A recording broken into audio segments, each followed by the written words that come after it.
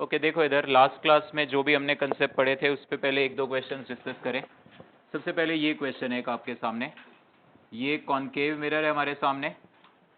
Let us से इस concave mirror का कर्वेचर रेडियस है 30 सेंटीमीटर, ठीक है। एंड ये हमने कॉनकेव मिरर के सामने एक ग्लास स्लैब रख दी ऐसे, this is the glass slab. इस ग्लास स्लैब का रिफ्रैक्टिव इंडेक्स है मान लो 3/2 और इसकी थिकनेस है 6 सेंटीमीटर्स। सामने हम एक ऑब्जेक्ट को रखना चाहते हैं सो दैट जो इस ऑब्जेक्ट की फाइनल इमेज है, फाइनल इमेज मतलब रेज पहले स्लैब से पास होंगी, फिर मिरर और वापसी में फिर से स्लैब। और लास्ट क्लास में हमने क्या पढ़ा था, अगर t इंटू 1-1/μ आता है पॉजिटिव, स्लैब कितना शिफ्टिंग प्रोड्यूस करता है, t इंटू 1-1/μ। ये म्यू क्या होता है, स्लैब का refractive index with respect to the surrounding. अगर ये पॉजिटिव आता है तो इसका मतलब शिफ्टिंग किधर होता है, रेज के प्रोपगेशन के डायरेक्शन में। सो बताओ उस ऑब्जेक्ट को हम मिरर से कितनी दूर रखें so that final image object पर ही बने। फाइनल इमेज स्लैब का रोल 2 बार आएगा, रेज जाएंगी मिरर से वापस आते वक्त स्लैब से फिर से पास होंगी। डायग्राम बनाओ एक बारी।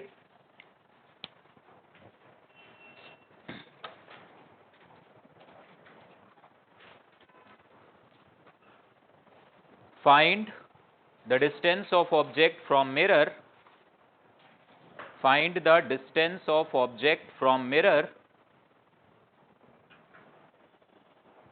क्वेश्चन लिख लो बेटे Yashraj. Find the distance of object from mirror so that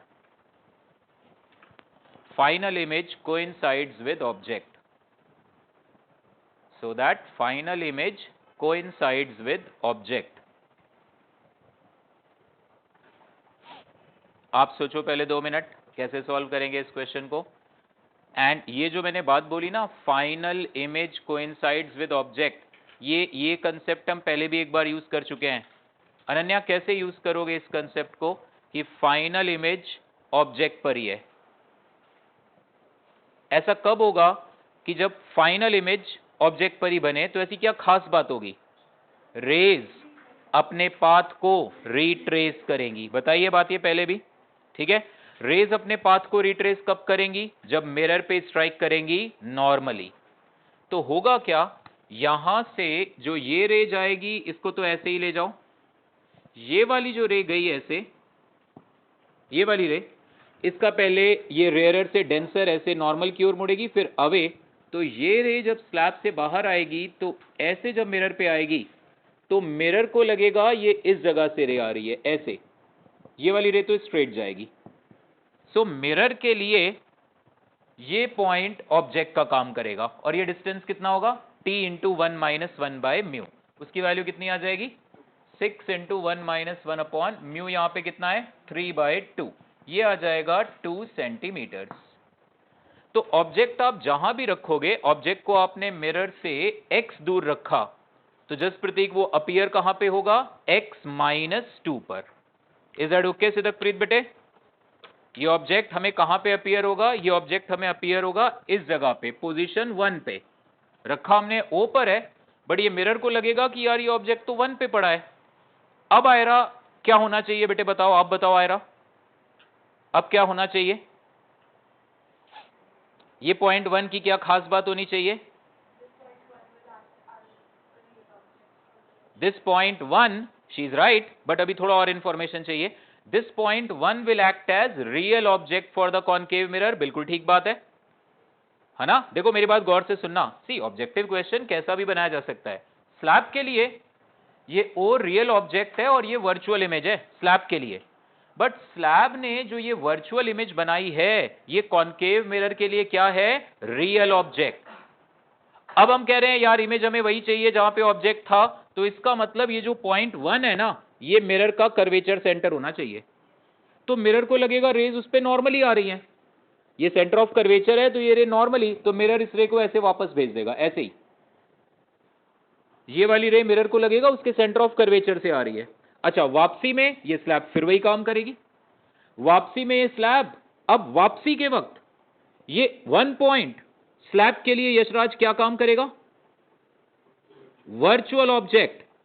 slab पर वापसी में रेज ऐसे आ रही है, एक रे ऐसे आ रही है वापसी में और एक रे ऐसे आ रही है, और ऐसी रेज आए तो ऑब्जेक्ट इज वर्चुअल ना। When the right from the first class I have told incident rays are converging. तो वापसी के वक्त ये 1 पॉइंट इस स्लैब के लिए किसका काम करेगा? वर्चुअल ऑब्जेक्ट, और वो उसकी रियल इमेज यहां बना देगा। सो यहां पे ये रेज वापस ऐसे इस तरह से वापस। तो इसका मतलब ये 1 पॉइंट का मिरर से डिस्टेंस क्या होना चाहिए? 30 सेंटीमीटर, और ये शिफ्ट कितनी आई थी? 2। तो इसका मतलब ऑब्जेक्ट को हमें मिरर से कितनी दूर रखना है? 32 सेंटीमीटर। समझ गए? भाग सिंह बेटे कोई डाउट है? क्लियर एकदम? किसी को डाउट है तो बता दो। अर्पित ओके बेटे, नोट कर लो जल्दी से, ऐड कराओ बेटे। 3 लोगों को होस्ट बनाया है। आदित्य महाजन, अच्छा वेरी गुड बेटे। आदित्य महाजन क्लियर है ना पॉइंट ये? यस। ठीक है। अच्छा पायस, फाइनल इमेज कोइंसाइड वाला चीज ना होता तो तुमने क्या करना था? मिरर के लिए ये ऑब्जेक्ट होता, मिरर के लिए 1/v + 1/u लगाते, मिरर जो इमेज बनाता वो वापसी में इस स्लैब के लिए ऑब्जेक्ट का काम करता, वापस शिफ्टिंग एक बार और कर देते, है ना? क्लियर है एकदम? Now right next heading. आज हमने 2 चीजें पढ़नी है इस क्लास में, टोटल इंटरनल रिफ्लेक्शन और प्रिज्म की थ्योरी, और इन दोनों पे बेस्ड कल के टेस्ट में 3-4 क्वेश्चंस होंगे। सो ध्यान से समझो, उसके बाद फिर आपके जो बुकलेट के डाउट्स हैं जो भी, वो 40 क्वेश्चंस में से दैट वी डिस्कस। करा है यशराज होमवर्क? करो बेटे रेगुलर। वो मैं बता रहा हूँ, ये क्लासेस अटेंड करने से ज्यादा इंपॉर्टेंट है आपकी वो प्रैक्टिस होना। क्लास अटेंड करना is just the first step कि सारे कंसेप्ट आपने सीखे, घर पे प्रैक्टिस करो अच्छे से, सो दैट आपका दिमाग उस हिसाब से चलना शुरू हो। So right the heading, total internal reflection.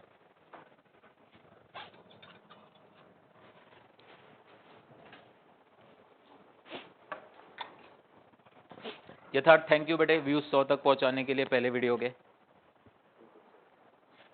Anyways right, total internal reflection होता क्या है? सुनो मेरी बात ध्यान से। लेट्स से ये डेंसर मीडियम है और ये रेयरर मीडियम है। लाइट जब भी डेंसर मीडियम से रेयरर मीडियम में जाए, थोड़ा सा आप अलर्ट होके सोचो। ये ग्लास है मान लो, ये एयर है, ये ग्लास है, ये वाटर है, मतलब ये डेंसर है वो रेयरर है ना? रेयरर मीडियम कुछ भी हो, डेंसर कुछ भी हो, ये डेंस है वो रेयरर है।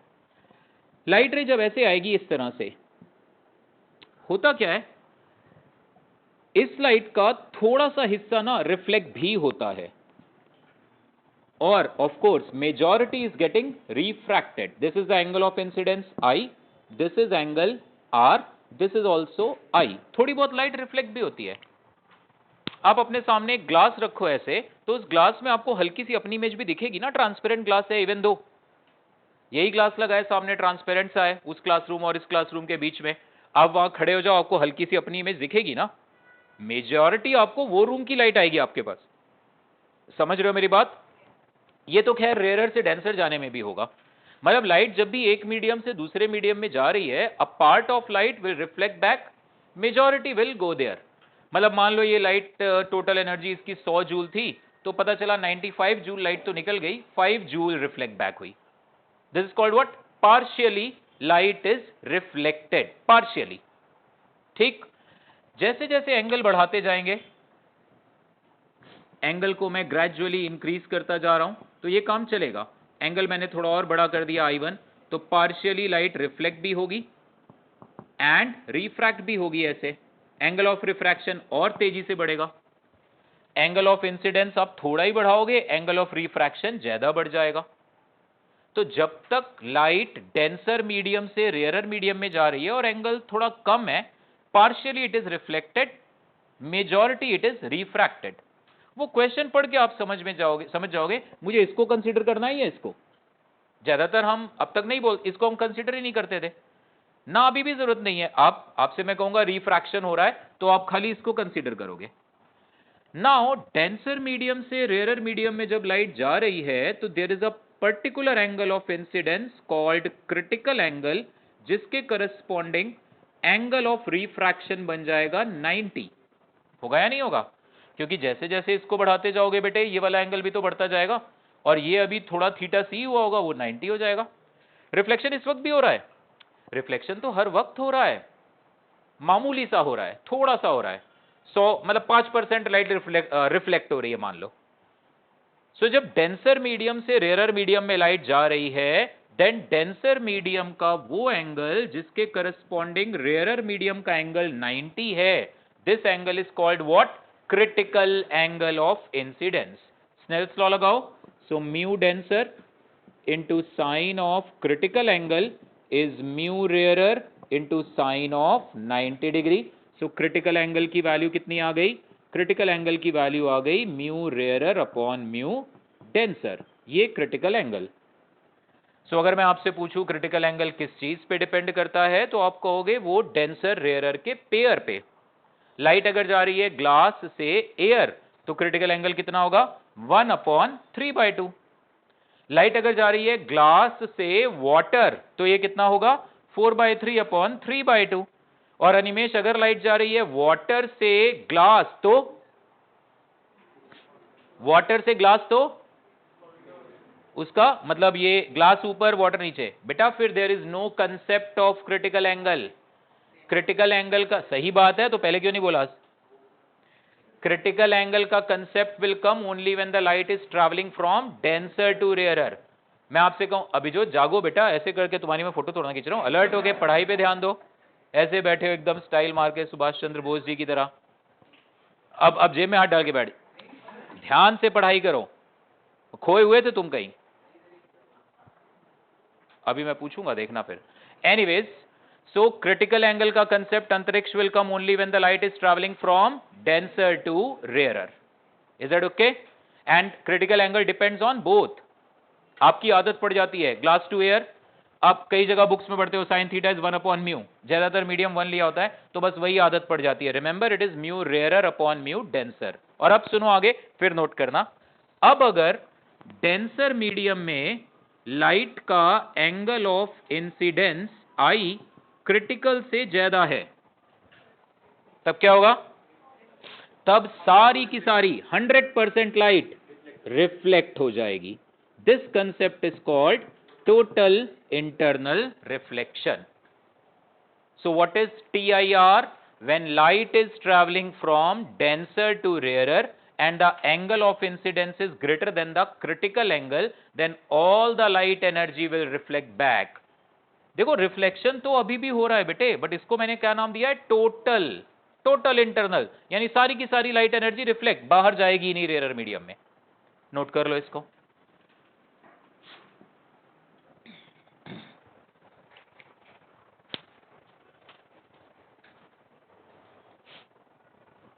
क्या हो जिस चश्मा लग गया अभी? कोई बात नहीं बेटे, सब वसूल होगा जिस दिन एयर आएगी तुम्हारी। समझ रहे हो ना? एयर मेहनत करो डट के खूब। एक्चुअली होमवर्क किया ना पूरा कि नहीं? हाँ, वेरी गुड। मतलब क्या करो, यशराज से ज्यादा किया है या जितना मैंने दिया था उससे और ज्यादा करा?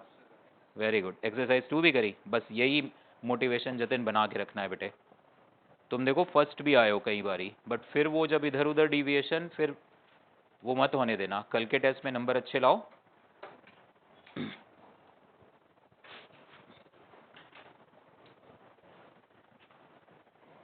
फ्री हैंड डायग्राम बनाओ हर फतेह बेटे, ऐसे पेंसिल वो सब ना टाइम वेस्ट होगा। फ्री हैंड डायग्राम बनाओ जल्दी जल्दी।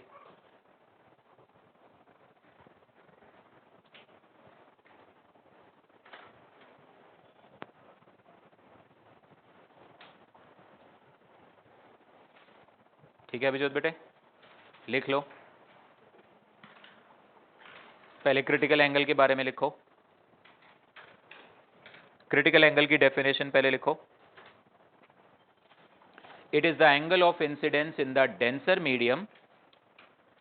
It is the angle of incidence in the denser medium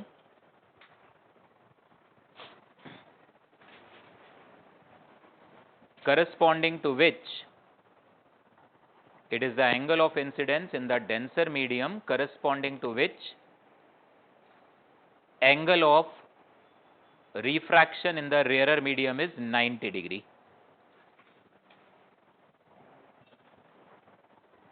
It is the angle of incidence in the denser medium corresponding to which angle of refraction in the rarer medium is 90 degree. ठीक है, ये note कर लेना and ध्यान रखना, sine of critical angle is mu rare by mu denser. तो अब कभी भी न्यूमेरिकल्स आएंगे आपके सामने और अगर TIR पे बेस्ड वो क्वेश्चन होगा, आपको चेक करना पड़ेगा, पहले तो अश्योर करना लाइट डेंसर से रेयर जा रही है क्या। अगर डेंसर से रेयर जा रही है तो चेक कर लेना लाइट TIR होगा या बाहर निकलेगी। अच्छा, ज्यादातर क्वेश्चन में जब एंगल कम है तो हम मेजॉरिटी लाइट इधर जा रही है तो मेजॉरिटी हम इसी की बात करते हैं। अब क्वेश्चंस में मत कहना सर पार्शियली रिफ्लेक्ट, बेशक हो रही है बट मेजॉरिटी हम इसकी ही बात करते हैं। ठीक है, और फिर ये हो जाएगा, ये खैर it's okay. If angle of incidence in the denser medium is greater than critical then all the light energy will reflect back, this is called total internal reflection. ठीक है, इसके कुछ एप्लीकेशंस हैं जो बोर्ड एग्जाम्स के लिए हमें जरूरी है, वो मैं नेक्स्ट क्लास में बता दूंगा। आज मेरा थोड़ा ध्यान कल के टेस्ट रिलेटेड क्वेश्चंस पे है। इसके एप्लीकेशंस जैसे ऑप्टिकल फाइबर, या बहुत गर्मियों के मौसम में आप हाईवे पे जा रहे हो तो सामने पानी सा अपीयर होता है, ऐसे करके एप्लीकेशंस है। वो मैं, आप एक काम करना, कल के टेस्ट के बाद NCERT बुक से उन्हें रीड करना एक बार अच्छे से। प्रिज्म की हेल्प से हम कैसे किसी ऑब्जेक्ट की इमेज को 90 डिग्री या 180 डिग्री रोटेट करा सकते हैं, वो भी है। 3 एप्लीकेशन तो यही हो गए, ऑप्टिकल फाइबर, और हमें वो पानी क्यों दिखता है हाईवे पर बहुत गर्मी के मौसम में, एंड प्रिज्म की हेल्प से और टोटल इंटरनल रिफ्लेक्शन की हेल्प से हम कैसे एक ऑब्जेक्ट की इमेज को 90 डिग्री और 180 डिग्री रोटेट करा सकते हैं। एक दो और भी हैं। ठीक है, हेडिंग लिख लो, applications of total internal reflection. ये बोर्ड एग्जाम के हिसाब से है, मैं बता भी दूंगा आपको। इस इनफैक्ट ऑप्टिकल फाइबर पे बेस्ड कंसेप्ट का क्वेश्चन भी अभी हम आज करेंगे। उससे फिर आप जब NCERT बुक से पढ़ोगे तो आपको क्लैरिटी होगी कंसेप्ट की।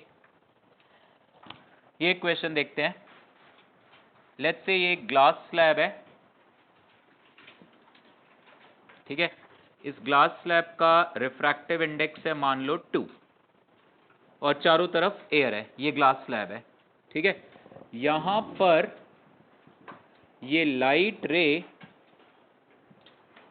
Up to what maximum angle light can come, maximum angle, so that यहां से ये रे इधर जाएगी तो ये रेयरर से डेंसर जा रही है, नॉर्मल की तरफ मुड़ के यहां आएगी। हम चाहते हैं यहां पर TIR हो जाए लाइट का, यहां पे लाइट का टोटल इंटरनल रिफ्लेक्शन इस वर्टिकल फेस पर। तो what should be the condition on I, maximum minimum वो भी आप ही सोचो। पहले तो डायग्राम बनाओ।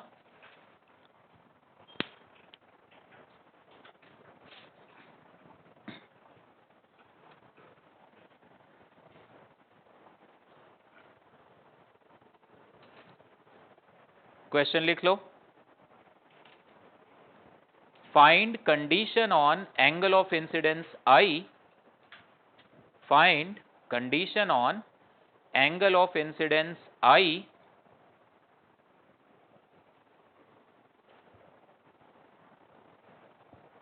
so that light suffers TIR, so that light suffers TIR at vertical face. Find condition on angle of incidence I so that light suffers TIR at vertical face. ऐसे ही मेहनत करनी है, तो आप पता लग जाता है किस दिन सीरियसली पढ़ाई हो रही है, किस दिन मौज मस्ती वाला मूड है, बस ऐसे ही रहना है आप, ठीक है।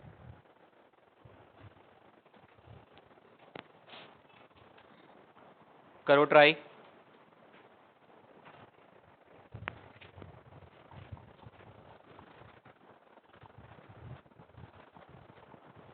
वेरी गुड, सोचो आगे। आई पे कंडीशन चाहिए हमें, और कंडीशन भी पायस तुम ही लोग बताओगे कि आप बताओगे सर आई की वैल्यू ना इस वैल्यू से बड़ी ही होनी चाहिए या इस वैल्यू से ना छोटी ही होनी चाहिए, ऐसा कुछ, ऐसा आंसर दो मुझे। What should be the condition on I?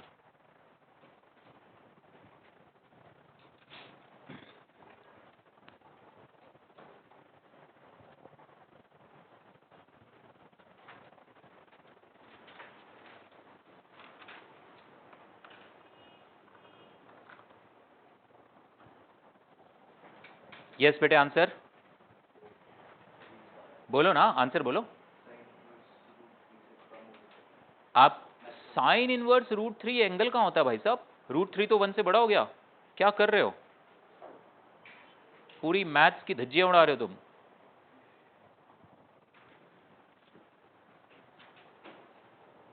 Sine inverse √3 बोल रहे हो यार। यस सर फतेह बेटे।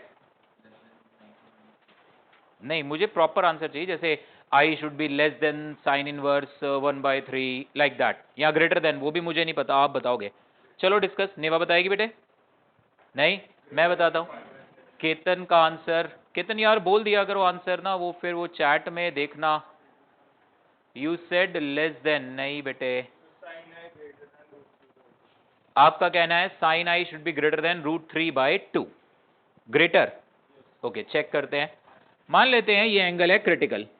Late us take the boundary value. Boundary value लो।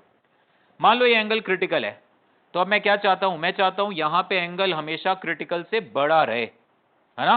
तो फिलहाल मैं इसको क्रिटिकल ले रहा हूं। सो अगर ये क्रिटिकल है तो साइन ऑफ क्रिटिकल एंगल कितना आएगा? Mu rarer upon mu denser, यानी इस क्रिटिकल एंगल की वैल्यू कितनी आ गई? 30 डिग्री, है ना? अच्छा, ये एंगल अगर 30 है तो ये वाला एंगल कितना हुआ? 60 डिग्री हो गया। अब जरा यहां पे स्नेल्स लॉ लगा लो। सो 1 into sine I is 2 into sine 60, ये आ गया, ठीक है। 1 into sine I is 2 into sine 60। ये गड़बड़ हो रही है कुछ यहाँ पे, खैर देखते हैं। ये साइन आई कितना आ गया? साइन आई आ गया, दिस इज 2 टाइम्स साइन 60, ये कितना हुआ? √3/2। ये तो पॉसिबल ही नहीं है, ये तो पॉसिबल ही नहीं है। साइन आई की वैल्यू √3, तो यथार्थ ने जो कहा था, तो इसमें कहां गलती हो गई हमसे? What mistake we have done?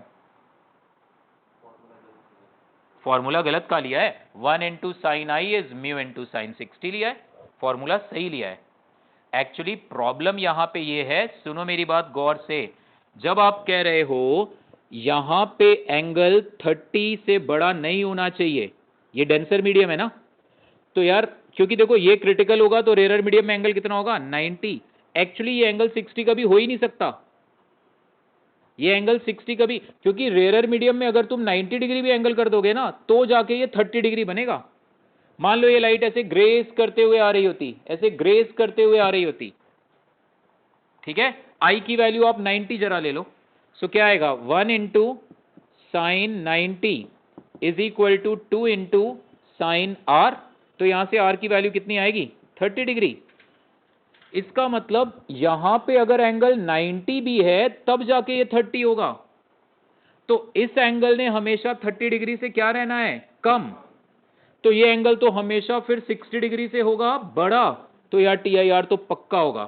तो इस क्वेश्चन का आंसर मालूम है क्या है? आप किसी भी एंगल पे लाइट भेज दो, TIR तो पक्का होगा। दिस इज द आंसर, आपका आंसर। और देखो कितने भोले भाले हो आप लोग, sine I √3 I is sine inverse, सोचते ही नहीं।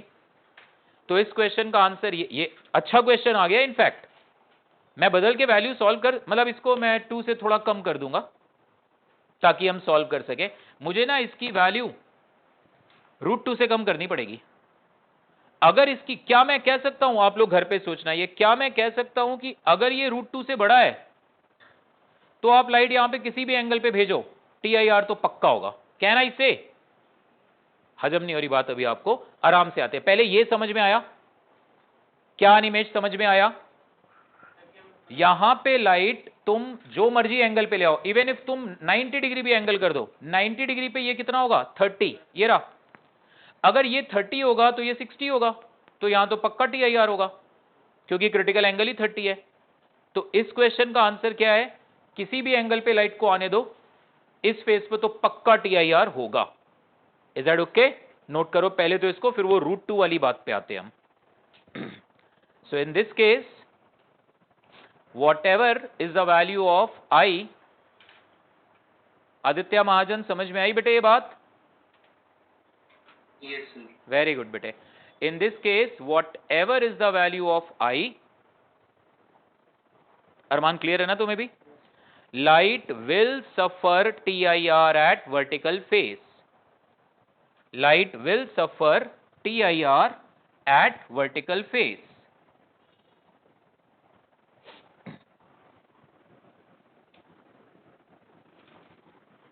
अब देखना जरा, मैंने म्यू की वैल्यू ले ली √2,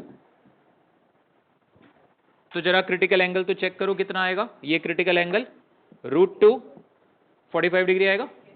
√2 इंटू या sine of critical angle is mu rarer by mu denser. ये क्रिटिकल एंगल कितना आएगा 45 डिग्री, है ना बेटा। अच्छा इधर आ जाओ जरा, यहां पे जब तुम एंगल को 90 डिग्री तक ले जाओगे तो ये एंगल कितना आएगा 45 आएगा। लाइट फॉलोज रिवर्सिबिलिटी, यहां पे 45 तो यहां पे 90 डेंसर मीडियम में, सॉरी रेयरर में, तो यहां पे 90 तो ये एंगल कितना आएगा 45। यानी अगर तुम इस ग्लास स्लैब पर यहां पर लाइट को ऑलमोस्ट 90 डिग्री पर, इसे कहते हैं grazing incidence. This is called what, grazing incidence. Normal incidence मतलब ये रही I0, ग्रेजिंग इंसिडेंस मतलब ये रहा। सो लाइट अगर ग्रेज करते हुए आएगी तो जस्ट ये 45 डिग्री पे ऐसे जाएगी, ये एंगल कितना होगा 45 डिग्री, तो ये एंगल भी कितना होगा 45, तो 45 पे जस्ट ग्रेज करते हुए निकल जाएगी, कह सकते हो। क्रिटिकल एंगल पे हम कह सकते हैं लाइट मार्जिनली निकल गई, मार्जिनल मतलब इट्स अ बाउंड्री केस, ठीक है, हां भी ना भी दोनों चलेंगे। अब अगर एंगल यहां पे तुमने थोड़ा सा भी घटाया, आई की वैल्यू 90 से थोड़ी सी भी कम करी, ये 45 से कम हो जाएगा, ये 45 से कम तो ये 45 से बड़ा और TIR। तो इसका मतलब अगर इस स्लैब का रिफ्रैक्टिव इंडेक्स √2 है तो यहां तुम किसी भी एंगल पे लाइट भेजो बेसिकली यहां से बाहर नहीं आएगी, मतलब ये बाउंड्री केस को मैं छोड़ रहा हूं। तो इसका मतलब अगर हम चाहते हैं कि यार यहां से लाइट बाहर आए then mu should be less then √2।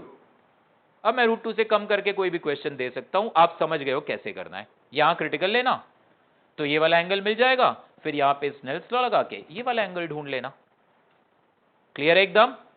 यहां पे एंगल को आयरा बेटे, यहां पे एंगल में जितना बढ़ाता जाऊंगा TIR के चांसेस यहां पे उतने घटते जाएंगे या बढ़ते जाएंगे। जितना ये एंगल बढ़ाते जाओगे ये एंगल भी उतना बढ़ता जाएगा, ये एंगल उतना ही घटता जाएगा, तो TIR के चांसेस बढ़ेंगे, क्योंकि एंगल जितना कम TIR के चांसेस उतने कम, है ना। डेंसर मीडियम में एंगल जितना बड़ा होगा TIR के चांस उतने ज्यादा है। क्लियर है एकदम, नोट कर लो। So if this refractive index is greater than √2, chance ही नहीं है कि लाइट यहां से भेजो और यहां बाहर आए, चांस ही नहीं है। For that mu must be less then √2। Yes बेटे यथार्थ। हाँ, लाइट अगर ग्रेस कर रही है तो, अच्छा आप कह रहे हो यहां से, नहीं बेटे एक्चुअली ना क्या होता है माइक्रोस्कोपिक लेवल पे देयर आर इरेगुलरिटीज। सो अगर मैं आपसे क्वेश्चन ऐसे दे रहा हूं कि यार ये एक स्लैब है, लाइट ऑलमोस्ट ग्रेस करते हुए आ रही है, तो पहली बात तो ये ना अजीब सी बात हो गई। तुम कहोगे सर ग्रेस करते हुए आ रही है तो ये तो कहीं पर भी किसी जगह पर भी इसका रिफ्रैक्शन हो सकता है, एंड होगा, क्योंकि ये सरफेस एकदम स्मूथ नहीं है ना, इरेगुलर है। तो इसलिए ना जब मैं कहूंगा यार यहां पे होना है रिफ्रैक्शन इस पॉइंट पे, तो तुम ना लाइट को 90 से मतलब ऑलमोस्ट 90 ऐसे लो कि लाइट आके बस यहीं टकराई है। तुम कहोगे सर एकदम ही ग्रेस, फिर तो यार रिफ्रैक्शन किसी भी जगह हो सकता है। Why you are saying at the corner only, फिर तो कहीं भी रिफ्रैक्शन हो सकता है ना। एक और बढ़िया क्वेश्चन देता हूं, देखते हैं ये कौन क्रैक कर पाता है। इसके TIR के बहुत क्वेश्चंस आएंगे, ट्यूसडे वाली क्लास में मैं लेके आऊंगा, कई क्वेश्चंस डिस्कस करेंगे हम इसके। सिल्वरिंग ऑफ लेंस की भी प्रैक्टिस करनी है ट्यूसडे वाले क्लास में। इसके बाद बस ऑप्टिक्स में माइक्रोस्कोप, टेलीस्कोप वो सब रह जाएगा, then it is over, then we will move on to wave optics. Okay, ये एक क्वेश्चन है, ये एक क्वार्टर सिलेंडर है ग्लास का बना हुआ, और इसका रिफ्रैक्टिव इंडेक्स है √3, रेडियस इसकी R, क्वार्टर सिलेंड्रिकल पोर्शन है ये, ठीक है। मतलब ये सरफेस स्फेरिकल ही होगी ना, सिलेंडर की ये सरफेस तो स्फेरिकल शेप ही देगी, ऐसे सिलेंड्रिकल सरफेस कह लो, चलो ओके। लाइट रे यहां से आ रही है ऐसे, angle of incidence of the light रे इज 60 डिग्री। x पे, ये x O से A तक का डिस्टेंस, x पे क्या कंडीशन है इन टर्म्स ऑफ r? जैसे आप कहोगे x less than something into r या x greater than something into r, x पे क्या कंडीशन है सो दैट इस कर्व्ड सरफेस पे TIR हो? We want total internal reflection at this curved surface. Then what should be the condition on x? Light is coming at 60 degree. Okay? दिव्यम जागते रहो बेटे, काम पे ध्यान। सुन लिया ना क्वेश्चन ध्यान से? करो बेटे try. x is the distance from O to A Aditya बेटे। क्वेश्चन लिख लो, डायग्राम बना लो। Find the condition on x. Find the condition on x so that light will suffer total internal reflection at curved surface. Condition on x so that light suffers total internal reflection at curved surface.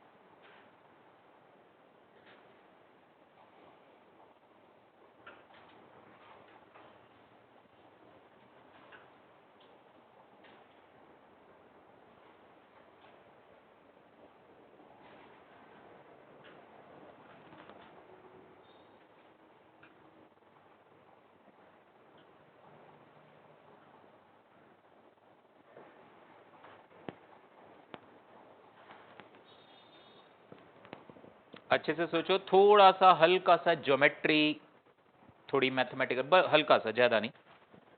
Sine rule का use आएगा हल्का सा। Yes बेटे अर्पित, AC बंद करना है? हाँ जी बेटे, करो question try.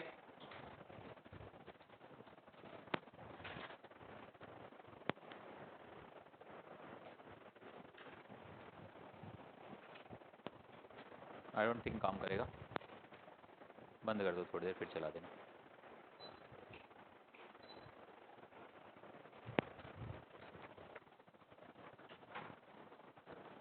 Angle of refraction कितना आया?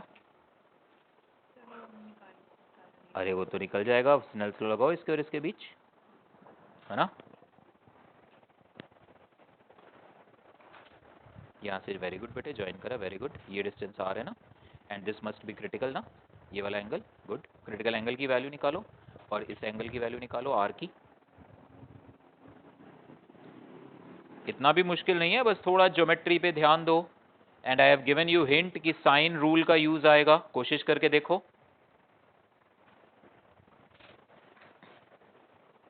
अब मैं पास आया हूँ, अब डायग्राम बन रहा है तुम्हारा। नहीं सर, बना होगा पहले, मैं ऐसे सोच रहा हूँ। अब्दुल, इसको रिफ्रैक्ट करो लाइट को अंदर, और फिर जिस जगह पे जाके ये सिलेंड्रिकल सरफेस पे टकराएगी वहां पे नॉर्मल ड्रॉ करो। Normal of course O point से आएगा ना, सिलेंड्रिकल सरफेस का ये सेंटर है ओ। आराम से हो जाएगा क्वेश्चन।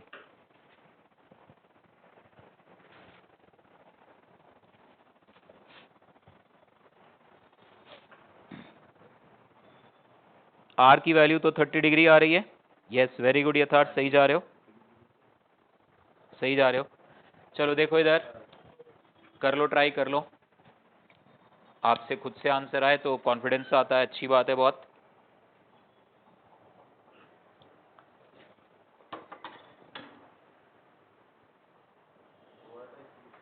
क्या बेटे? परफेक्ट यथार्थ, very good. Answer is 2r/3। मतलब 2r/3 पे यहाँ एंगल आ रहा है क्रिटिकल। तो अब मैं चाहता हूं TIR हो तो ये x 2r/3 से बड़ा होना चाहिए या छोटा, ये भी तो बता दो। चलो मैं सॉल्व कर रहा हूं, देखो इधर। निभा आया आंसर बच्चे? देखो इधर, ये नॉर्मल ड्रॉ किया, ओके। ये 60 डिग्री है तो यहाँ पे आपने कैलकुलेट कर लिया होगा। ये वाला एंगल कितना आ रहा है? 30 डिग्री है, तो स्नेल्स लॉ लगा लिया होगा। 1 × sin 60 इज √3 × sin r। अच्छा, इस पॉइंट पर ये यहां से ये नॉर्मल आएगा, ये नॉर्मल आया। नाउ ये हम क्या चाहते हैं, कैसा होना चाहिए ये एंगल, क्रिटिकल होना चाहिए। So sine of critical angle कितना है, mu rarer upon mu denser. So इसकी वैल्यू हो गई sine theta C is 1/√3। Now ये O से लेकर B तक की डिस्टेंस कितनी है, OB डिस्टेंस R के बराबर है। ये वाला एंगल कितना है 90 और ये कितना है 30। तो जरा ट्रायंगल OAB में साइन रूल लगा दो। सो क्या आ जाएगा, sine of 120 degree divided by R, यही है ना, sine of 120 divided by R ये वाली side is equal to sine of theta C divided by x, यही है ना sine rule. So this is equal to sine of theta C divided by x। तो यहां से x साइन 120 कितना होता है, same as sine 60, so that is √3/2। Sine of theta C कितना आ रहा है 1/√3 इंटू एक्स। सो x की वैल्यू कितनी आ गई, r भी था यहाँ पे, सो x की वैल्यू आ रही है 2r/3। वाह जी वाह, वेरी गुड। ये अगर एंगल अल्फा, ये अगर एंगल बीटा, ये एंगल गामा, ये साइड A, ये B, ये C, so sine alpha upon A is equal to sine beta upon B is equal to sine gamma upon C। This is sine rule. Okay, ये vectors की help से भी हम derive कर सकते हैं, with the help of vectors. कभी vectors revision के वक्त बता दूंगा। लामीज थ्योरम करके एक कंसेप्ट आता है, बट यार ये तो मैथ्स में ट्रिग्नोमेट्री तुमने पढ़ी नहीं, तो फिर ये वहां नहीं आया होगा क्या साइन रूल। ये तो बल्कि मैंने जब +1 में तुम लोग को मैथमेटिकल टूल्स पढ़ाए थे तब भी बताया था। ऑनलाइन का असर देखो, तुम्हारे जैसा अच्छा बच्चा भी जो है साइन रूल भूले बैठा है। Now it's okay. तो sine of theta C upon x is equal to sine 120 upon R. और जैसे इसने पूछ लिया आप भी पूछ लिया करो, कोई दिक्कत नहीं है, हेजिटेशन नहीं, अरे पूछे कैसे सर से, आप पूछो, कोई बात नहीं है, आप पिछले साल ऑनलाइन पढ़े हो तुम लोग, इट्स ओके। अब मुझे ये बताओ, जतिन तुम बताओ बेटे, मैं चाहता हूं यहां TIR हो तो x must be greater then 2r/3 और लेस देन, क्यों? देखो जितना इस x को बढ़ाओगे, यहां पे तो एंगल 120 रहेगा, यहां पे तो चेंज नहीं होगा क्योंकि 60 पे लाइट ने 60 पे ही आना है, 30 पे ही जाना है। तो ये पॉइंट A अगर दूर किया तुमने तो एंगल 30 जाके लाइट यहां टकराएगी, लाइट यहां टकराएगी तो जब O से यहां ज्वाइन करोगे तो ये वाला एंगल छोटा हो जाएगा। सी, अगर लाइट ऊपर टकराएगी तो O से उसको ज्वाइन करोगे तो यहां एंगल घटेगा ना, यहां घटेगा, ये 120 है तो ये बढ़ेगा, और बढ़ेगा तो TIR होगा। नहीं उल्टा बोल दिया मैंने, अगर ये एंगल, हाँ सही तो है, डेंसर मीडियम में अगर एंगल क्रिटिकल से ज्यादा है तो TIR हो जाएगा। It's okay. सो इसका मतलब अगर हम चाहते हैं TIR ना हो तो x must be less then 2r/3, चाहते हैं TIR हो जाए कर्व सरफेस पे तो x must be greater then 2r/3। ठीक है, किसी को डाउट कोई, क्लियर है? ओके। TIR पे और भी क्वेश्चंस अभी कल के लिए मुझे, क्योंकि प्रिज्म थ्योरी भी खत्म करनी है, तो I will come to that. Jatin यार अमित को कहना ये मार्कर थोड़े दूसरे 2 और दे दे, इंक कुछ इसमें भरी हो फटाफट। राइट, प्रिज्म,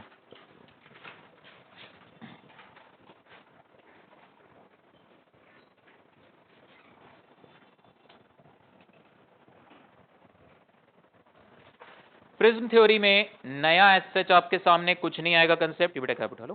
प्रिज्म थ्योरी में एज सच नया कुछ नहीं आएगा सामने। प्रिज्म थ्योरी में basically we study refraction at two plane surfaces which are at certain angle from each other, and that angle is called angle of prism या refracting angle।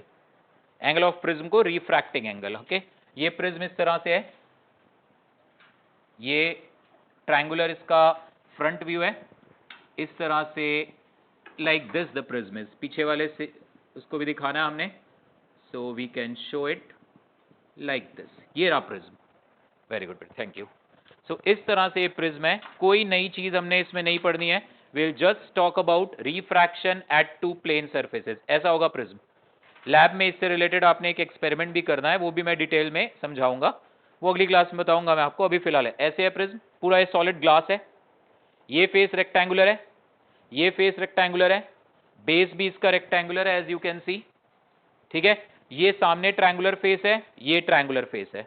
ऐसे ये प्रिज्म है आपके सामने, लाइट यहाँ पे ऐसे आएगी, इस प्लेन सरफेस पे आएगी लाइट, रेयरर से डेंसर में जाएगी और ये वाले सरफेस पे अंदर टकराएगी और यहां से बाहर आ जाएगी। तो अगर रिफ्रैक्शन बेटे इस फेस पे हो रहा है और इस फेस पे हो रहा है तो this I will take as the prism angle. ऐसा भी हो सकता है लाइट यहां से ऐसे आए, प्रिज्म के अंदर जाके बेस से बाहर आए, ऐसा भी होगा। तो फिर इस सरफेस और बेस के बीच जो ये वाला एंगल होगा, ये वाला, इसको मैं लूंगा प्रिज्म एंगल। सो प्रिज्म थ्योरी में कुछ नया नहीं है, दो प्लेन सरफेसेस पे रिफ्रैक्शन होना है बस, उन दो प्लेन सरफेसेस के बीच का जो एंगल है that is called angle of prism. So हम डायग्राम बस इस तरह से ऐसे दिखाएंगे, ये एक प्लेन सरफेस आ गई, ये एक प्लेन सरफेस और ये ऐसे, and this I will take as prism angle. Light अगर बेटे ये तीनों फेसेस जो दिखाए हैं मैंने साइड से, ये तीनों रेक्टेंगुलर है, ट्रायंगुलर फेस तुम्हारे सामने और ट्रायंगुलर फेस पे कुछ नहीं हो रहा है यहां पे। ओके, क्वेश्चन बनाने को बनाया जा सकता है, मैं यहां से कहीं सामने से वो दैट कैन बी डन, सोचा जाएगा। फिलहाल स्टैंडर्ड थ्योरी पढ़ते हैं। सो अगर लाइट इस फेस पे आके टकराएगी और इस फेस से बाहर आएगी तो दिस इज प्रिज्म एंगल, यहां पे आके टकराएगी और यहां से निकलेगी तो this is the prism angle, and if यहां से आके यहां से गई तो this is the prism angle.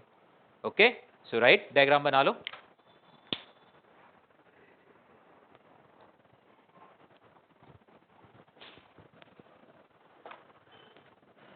In prism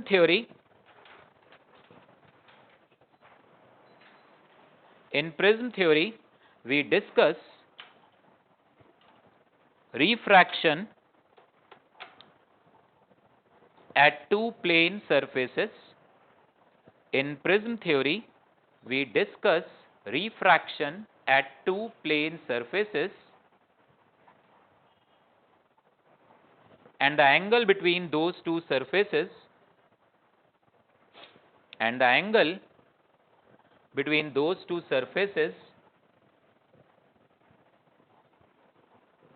is called prism angle or refracting angle.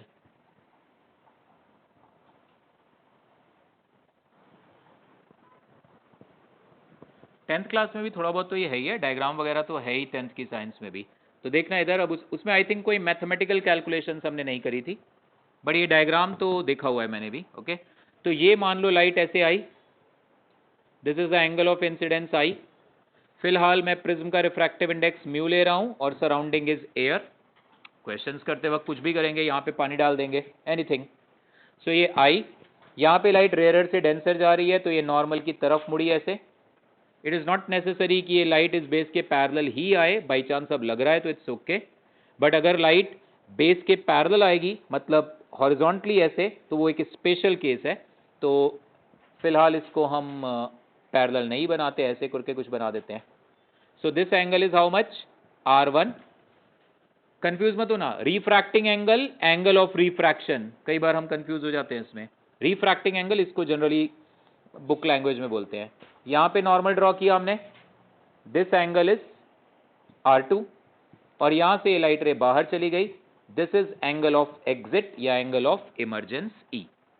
ठीक, पहले सरफेस पे स्नेल्स लॉ लगेगा, that is 1 into sin I is mu times sin R1, ये एक इक्वेशन बनेगी। दूसरे सरफेस पे स्नेल्स लॉ लगेगा, that is mu times sin R2 is 1 into sin E, ये दूसरी इक्वेशन। एक रिलेशन आएगा R1, R2 और A के बीच, गौर से इधर डायग्राम देख लेना फिर नोट कर लेना, सुनो ध्यान से। ये R1 है यशराज बेटे, तो ये वाला एंगल कितना होगा ऊपर, ये वाला एंगल कितना होगा 90 माइनस R1 है ना। ये R2 है बेटे, तो ये भी कितना होगा 90 माइनस R2, क्योंकि ये नॉर्मल ड्रॉ किया था मैंने, समझ आ रहा है ना। ये R2 है तो ये कितना होगा 90 माइनस R2। ना इस ट्रायंगल को देखो जरा ऊपर वाले, so I can write A plus 90 minus R1 plus 90 minus R2 is 180। तो यहां से ये 90 90 180 कैंसल, तो R1 प्लस R2 आ गया A, ये तीसरी इक्वेशन। ठीक, और एक चीज देख लो फिर नोट करना, रिफ्रैक्शन के केस में मनस्विनी बेटे, रिफ्रैक्शन के केस में what is the deviation, I minus R या R माइनस I। मतलब जब भी लाइट रे रिफ्रैक्ट हो रही है, what is the deviation suffered by the light ray? Angle in the rare medium minus angle in the denser. ये light ray ऐसे डेंसर से रेयर जा रही है, ऐसे आई ये light ray, this is the angle of incidence I, ऐसे चली गई, this angle is how much? R. ये पूरा एंगल है ना, ये पूरा एंगल आर है। लाइट का ओरिजिनल पाथ ये था, ऐसे जा रही थी, बट रिफ्रैक्शन की वजह से ये इधर मुड़ गई, तो ये डिविएशन है ना डेल्टा। सो अच्छा, ये एंगल आई है, तो ये वाला एंगल कितना होगा? आई होगा। So I can say that I plus delta is equal to ये पूरा एंगल आर। सो डेल्टा कितना आएगा? आर माइनस आई। सो जब भी लाइट रे का रिफ्रैक्शन होता है, what is the deviation suffered by the light ray? Angle in the rarer minus angle in the denser. Rarer वाला बड़ा ही होगा। सो आर माइनस आई या आई माइनस आर, रेयरर मीडियम वाला एंगल पहले लेना है आपने। और रिफ्लेक्शन में कितना डिविएशन होता है लाइट रे का?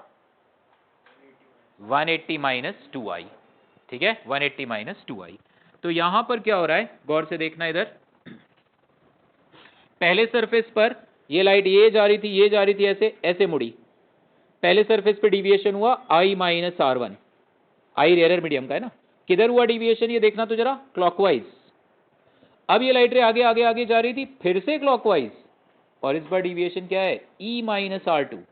So what is the total deviation suffered by the light रे? पहले सरफेस पे i माइनस R1 क्लॉकवाइज, दूसरे सरफेस पे e माइनस R2 ये भी क्लॉकवाइज। तो ऐड कर दिया मैंने दोनों को। कभी ऐसा क्वेश्चन भी आएगा आपके सामने जब पहले सरफेस पे डिविएशन क्लॉकवाइज होगा, दूसरे पे एंटी क्लॉकवाइज होगा, आएगा ऐसा क्वेश्चन। अभी फिलहाल स्टैंडर्ड थ्योरी पढ़ रहे हैं हम, बाद में वेरिएशंस तो कुछ भी कर सकते हैं चीजों में, इट्स ओके। सो फिलहाल ये डेल्टा की वैल्यू कितनी आ गई हमारे पास? i plus E minus R1 plus R2, और R1 प्लस R2 है a। सो डिविएशन कितना आ गया? i plus E minus a। ये चौथा रिलेशन। तो प्रिज्म थ्योरी सारी की सारी इन्हीं चार पे टिकी है, कुछ भी नया नहीं है। स्नेल्स लॉ नया नहीं है, और ये दोनों तो हमने ज्योमेट्रिक रिलेशन देखे। डिविएशन हमें पता ही था, रिफ्रैक्शन, 2 बार रिफ्रैक्शन हो रहा है यहाँ पे, नोट करो पूरा। हिमांशु बेटे अब ऑफलाइन आओ, काफी टाइम हो गया तुम्हें ऑनलाइन करते करते क्लासेस।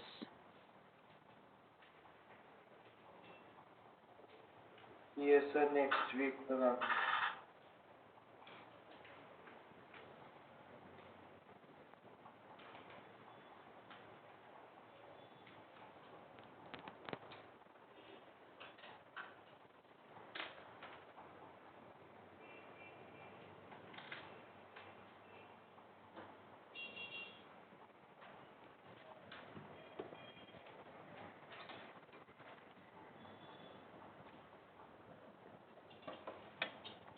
अब आगे सुनो ध्यान से। लैब में ना आप एक्सपेरिमेंट करते हो, वो मैं समझाऊंगा आपको पूरा, प्रिज्म लेके पूरा आपको एक्सप्लेन कर दूंगा ऐसे ही।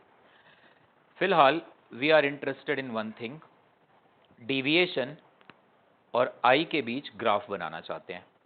लैब में भी आप यही करते हो, आप ये आई की वैल्यू अलग अलग लेते हो। आई की वैल्यू पूरी 0 से स्टार्ट करके 90 तक, ये आई आपके कंट्रोल में, आपकी मर्जी है।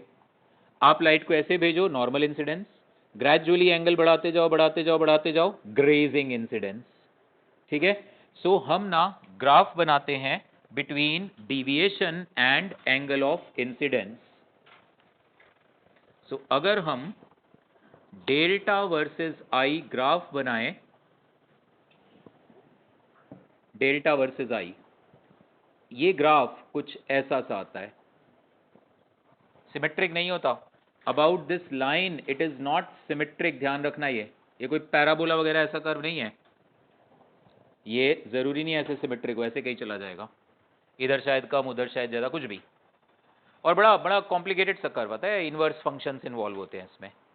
ठीक है, आप डेल्टा और आई के बीच में रिलेशन ढूंढ सकते हो, इनवर्स फंक्शंस इन्वॉल्व होते हैं। But one interesting thing is there is a particular value of angle of incidence I for which deviation is minimum.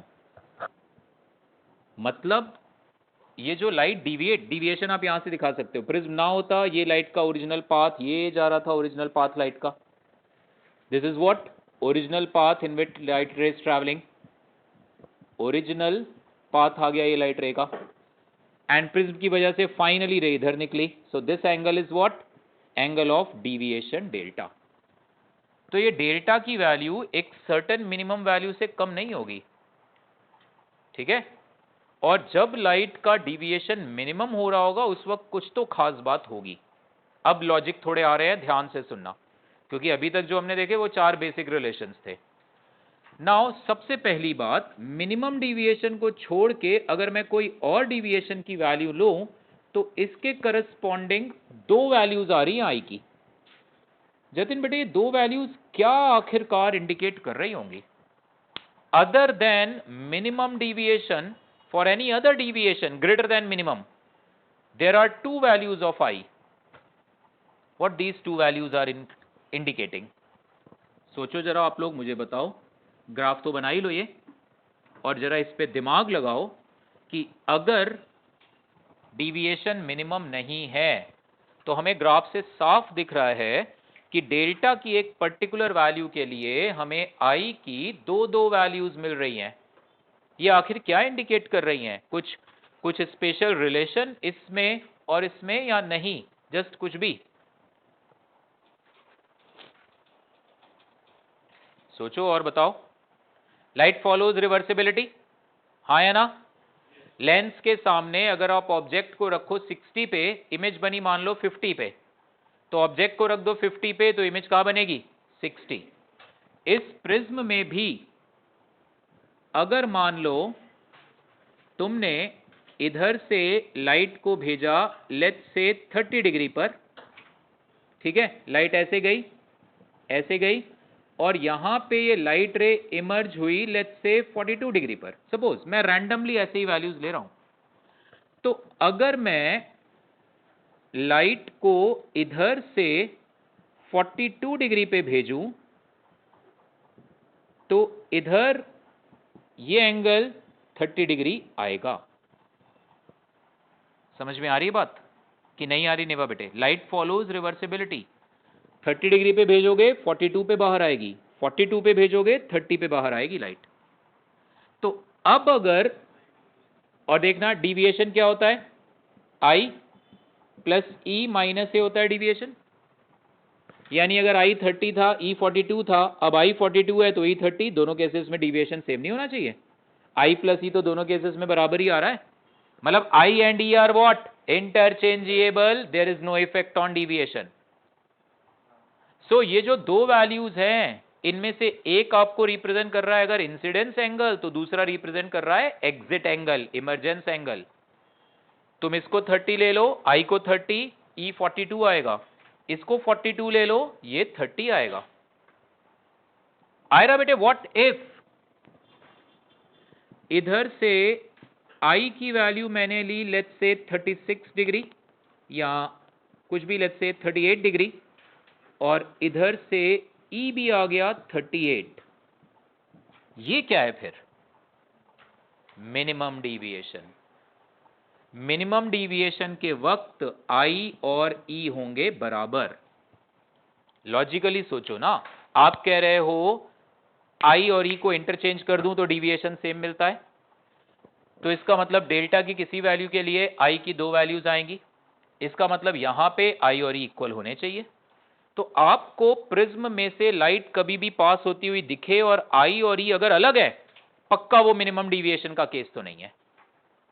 और अगर आई और ई सेम है तो उस केस में R1 और R2 भी सेम होंगे। R1 और R2 भी सेम होंगे तो डेफिनेटली ये लाइट ऐसे बेस के पैरेलल होगी, बेस हॉरिजॉन्टल है तो। सो अगर प्रिज्म में से लाइट पास होते वक्त सिमेट्रिकली, क्योंकि अगर ये दोनों बराबर हैं तो R1 और R2 भी बराबर हैं, तो ये दोनों भी बराबर होंगे ना एंगल, और ये दोनों अगर एंगल बराबर हैं तो ऊपर वाला ये ट्रायंगल कैसा बनेगा? आइसोसेलेस। तो डेफिनेटली ये ऐसे हॉरिजॉन्टल होगी line. So in the case of minimum deviation light passes through the prism symmetrically, क्योंकि आई ई के बराबर होगा, R1 R2 के बराबर होगा। और जैसे ही तुम्हें दिखा आई और ई बराबर नहीं है तो मतलब पक्का है डिविएशन मिनिमम तो नहीं है। It's okay. मिनिमम के अलावा कोई भी डिविएशन लोगे अंतरिक्ष बेटे, ओजस बेटे, मिनिमम के अलावा कोई भी डिविएशन लोगे तुम्हें आई की 2 वैल्यूज मिलेंगी, उसमें से एक आई होगा दूसरा ई होगा, and you can interchange them. Clear? Tanish clear है? नोट करो इसको बेटे पूरा। और इस पे देखो अभी एक इंटरेस्टिंग क्वेश्चन देता हूं, बहुत ही अच्छा, देखते हैं कौन क्रैक कर पाता है उसको। लॉजिकल है, कोई कैलकुलेशन ज्यादा इन्वॉल्व नहीं है। यस यथार्थ?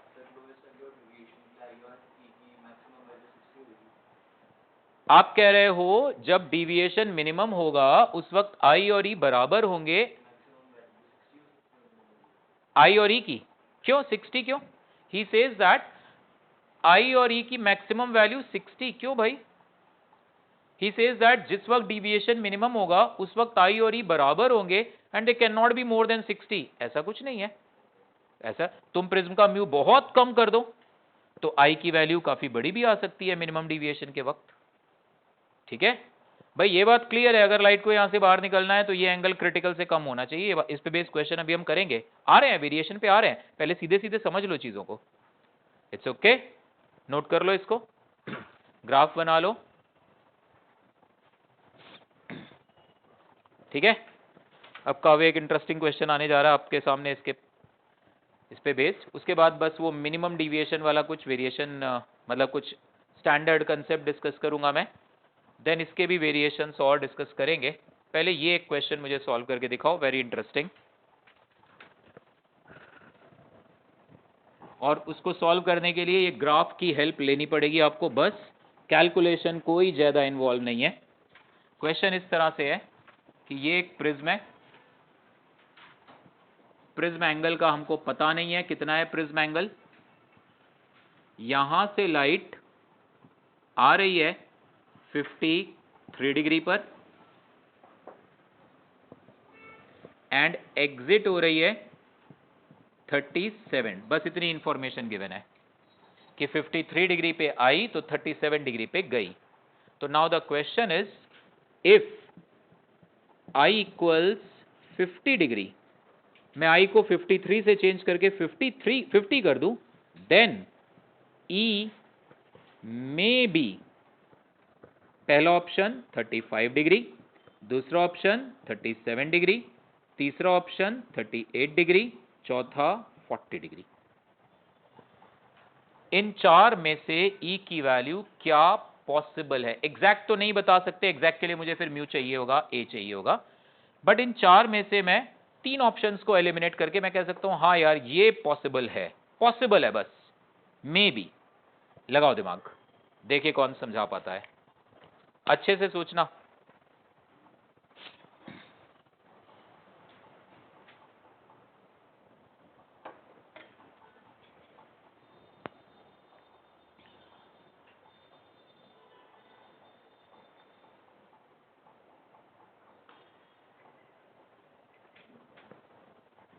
हाँ फंसे, 35 वाले सब फंसे। गौर से सोचो, ग्राफ की हेल्प लो, दिमाग लगाओ, खेलो खेलो। 35 होगा, 40 होगा, 35 होगा। अर्पित बेटे 40 डिग्री, मैं हाँ ना कुछ नहीं बोलूंगा, तुम लोग खेलने लगते हो फिर। देखो मुझे जो आंसर दोगे मैं उसकी वजह पूछूंगा आपसे। 40 डिग्री, फिर मैं बेइज्जती भी करूंगा। 40 डिग्री किसने बोला? मुकुल? मनन? ना बेटे, चलो आ जाओ, ग्राफ बना लेते हैं। क्या ग्राफ बनाया तुमने अर्पित? नहीं, अरे वो जो थ्योरी पढ़ाते वक्त मैंने बनवाया था उस ग्राफ की बात नहीं, इस क्वेश्चन को सॉल्व करने के लिए। 53 पे लाइट आएगी, 37 पे जाएगी, 37 पे आएगी तो 50 पे जाएगी। ठीक है, सो क्या ये डिविएशन इस वक्त मिनिमम होगा? नहीं होगा। मिनिमम होता तो फिर आई और ई बराबर होते ना, तो ये डिविएशन मिनिमम तो पक्का नहीं है। ओके, मान लो ये डिविएशन ये रहा Δ1, तो इसके करस्पॉन्डिंग ये वाला एंगल होगा कितना? 37 डिग्री, तो ये वाला एंगल होगा कितना? 53 डिग्री, हाँ या ना? 37 और 53 में से, सॉरी 53, यस 37 और 53 में से एक आई होगा, एक यू कैन इंटरचेंज देम। आप बोलो ये आई है, ये ही है, ये आई है, वो ही है, इट्स ओके। तो Δ1 कितना आ रहा है जरा देखो तो, आई प्लस ई माइनस ए, यानी Δ1 कितना आ रहा है? 90 माइनस ए, हाँ या ना? अब बोलो अर्पित, बेइज्जती कराओ, चलो बोलो बोलो बोलो। तुमने कहा 40, क्यों? नहीं, ग्राफ से बताओ ना कैसे आंसर दिया, मैं भी तो सोचूं कि बच्चे कैसे सोचते हैं। अरे टीचर को भी सिखाते हो आप लोग भाई। देखो सर, हम इतना भी ये भी सोच सकते हैं, ठीक है। गलत आप कहां जा रहे हो, मेरा काम है वो आपको बताना कि ऐसे नहीं। बताओ 40 पे अभी भी अड़े हो या बदलना है आंसर? हाँ 50 करा, हाँ नीचे आएगा, वेरी गुड। हाँ जी 37 से बढ़ेगी, तो इसका मतलब 35 तो गया ऑप्शन। व्हाट ही सेज, आपने इसको करा 50 डिग्री, 50 डिग्री के करस्पॉन्डिंग डिविएशन पक्का डेल्टा 1 से कम आएगा। साफ दिख रहा है ग्राफ से, ये डेल्टा 2 जो है पक्का डेल्टा 1 से कम है। तो अगर ये 50 होगा तो करस्पॉन्डिंग ये वाली वैल्यू 37 से बड़ी आएगी, तो 35 डिग्री उड़ गया। अच्छा 37 भी तो गया, 37 से तो बड़ा ही आना है, 38 या 40, तो तुमने कहा चलो सर 40। ये दो तो गए ऑप्शन ना, तो बेटा जस्ट प्रतीक 35 क्यों बोला था?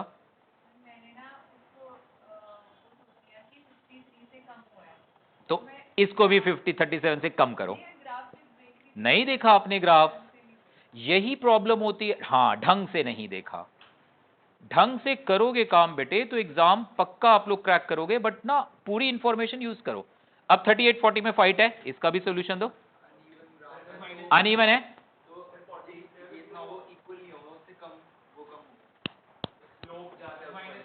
नहीं स्लोप इतना डिफिकल्ट मत करो। स्लोप ज्यादा वो तो मैंने बना दिया, क्या पता इधर ज्यादा कम होता उधर ज्यादा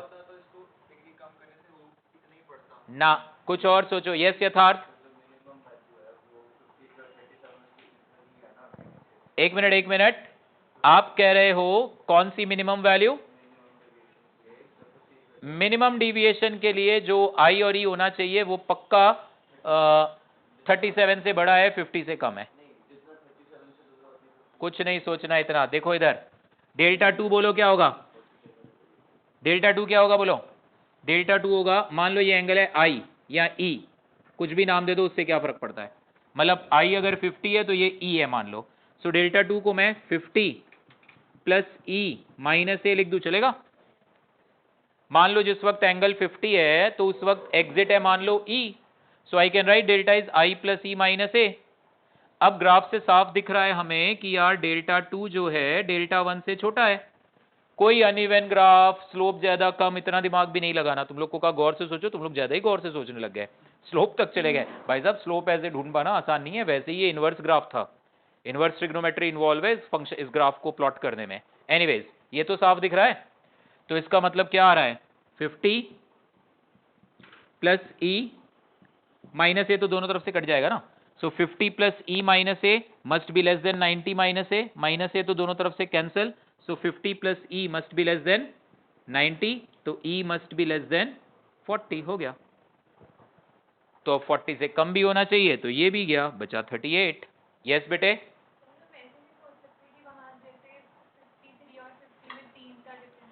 आप कह रहे हो कि 50 और 53 में 3 का डिफरेंस है।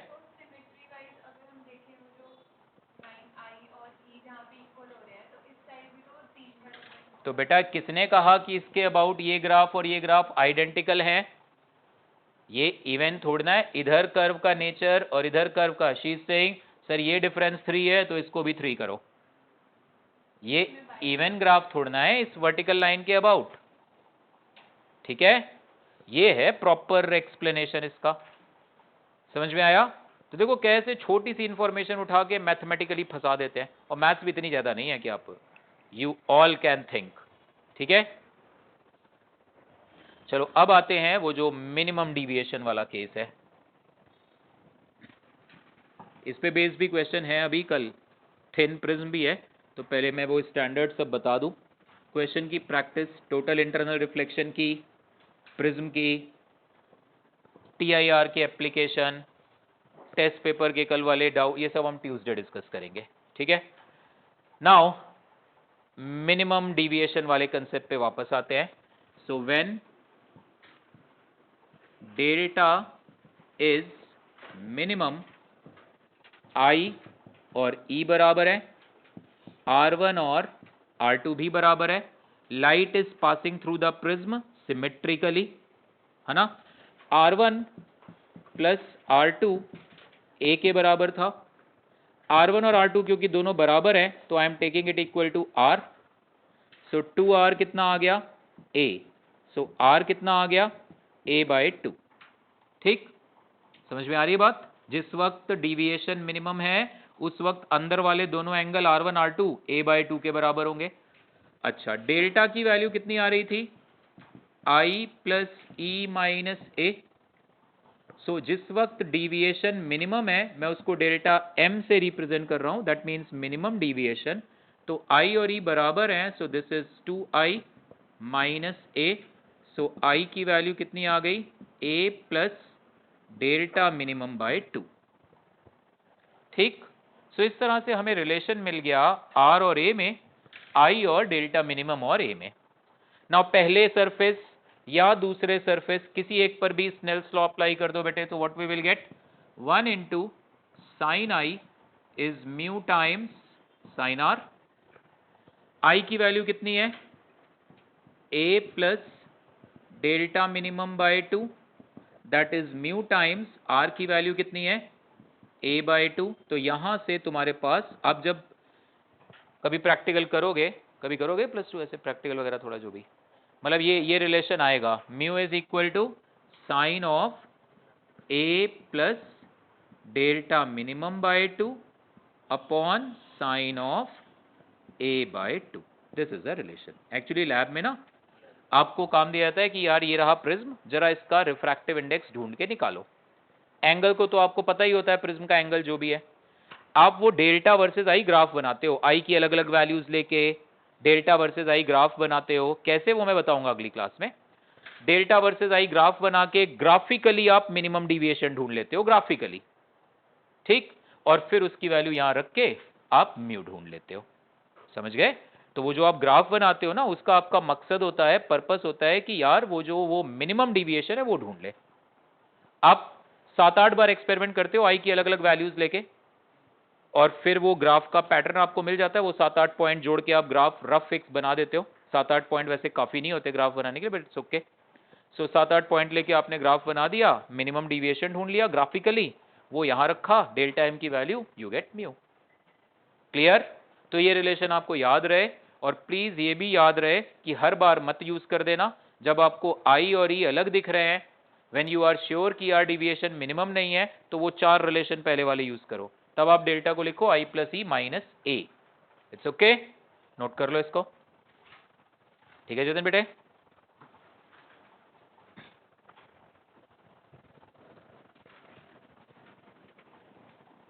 कर लिया नोट?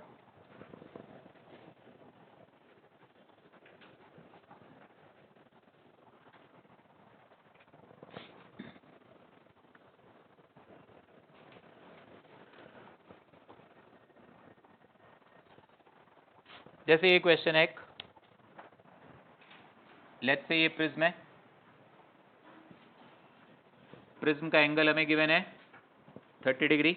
ये सरफेस पे हमने पॉलिशिंग कर दी, प्लेन मिरर बना दिया, ठीक है। एंड इसका म्यू ले लो आप, let's say √3। Question is, light यहाँ पे किस एंगल ऑफ इंसिडेंस आई पे आए, ऐसे ही मैं बता देता हूँ, चलो मतलब इजी है। क्वेश्चन इस तरह से आता है, लाइट किस एंगल पे आए सो दैट ये अपने पाथ को रिट्रेस करे। सो फिर वही बात, जैसे आज ही क्लास क्वेश्चन शुरू किया था कि फाइनल इमेज वहीं बने जहां ऑब्जेक्ट है, तो लाइट अपने पाथ को रिट्रेस कर रही थी। लाइट अपने पाथ को रिट्रेस कब करती है? जब मिरर पे नॉर्मल इंसिडेंस करे। तो इस केस पे क्वेश्चन है कि what should be the value of I so that light will retrace its path.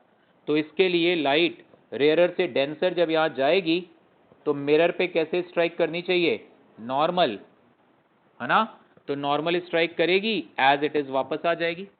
तो अगर लाइट ने यहाँ नॉर्मल स्ट्राइक करना है तो इसका मतलब R2 कितना हो गया? 0 डिग्री। नॉर्मल इंसिडेंस मतलब I और R 0 हो गए ना।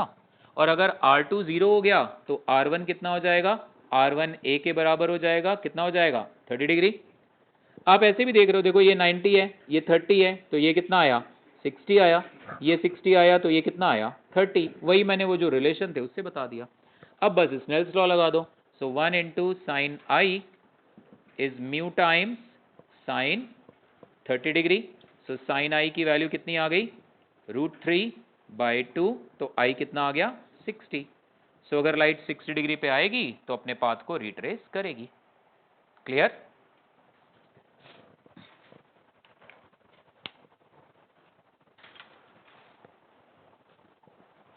एक बस और थिन प्रिज्म, यहां तक कल के टेस्ट में आएगा, उसके बाद डाउट्स डिस्कस करते हैं आपके, और फिर होमवर्क आज के लिए क्या है वो कल के टेस्ट के बाद मैं आपको भेज दूंगा, ट्यूसडे तक का जो भी होमवर्क करना है। ओके, एक्सरसाइज 2 कर सकते हैं आप पूरी।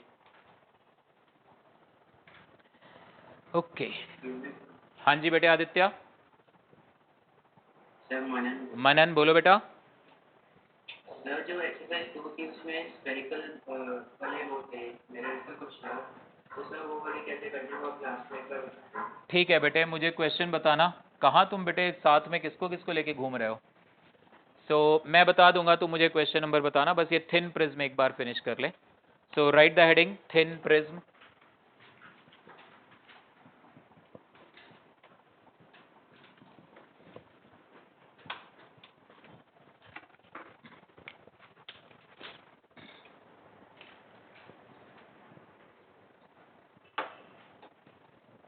लास्ट टॉपिक है बस ये, ध्यान से समझना है इसको, थिन प्रिज्म।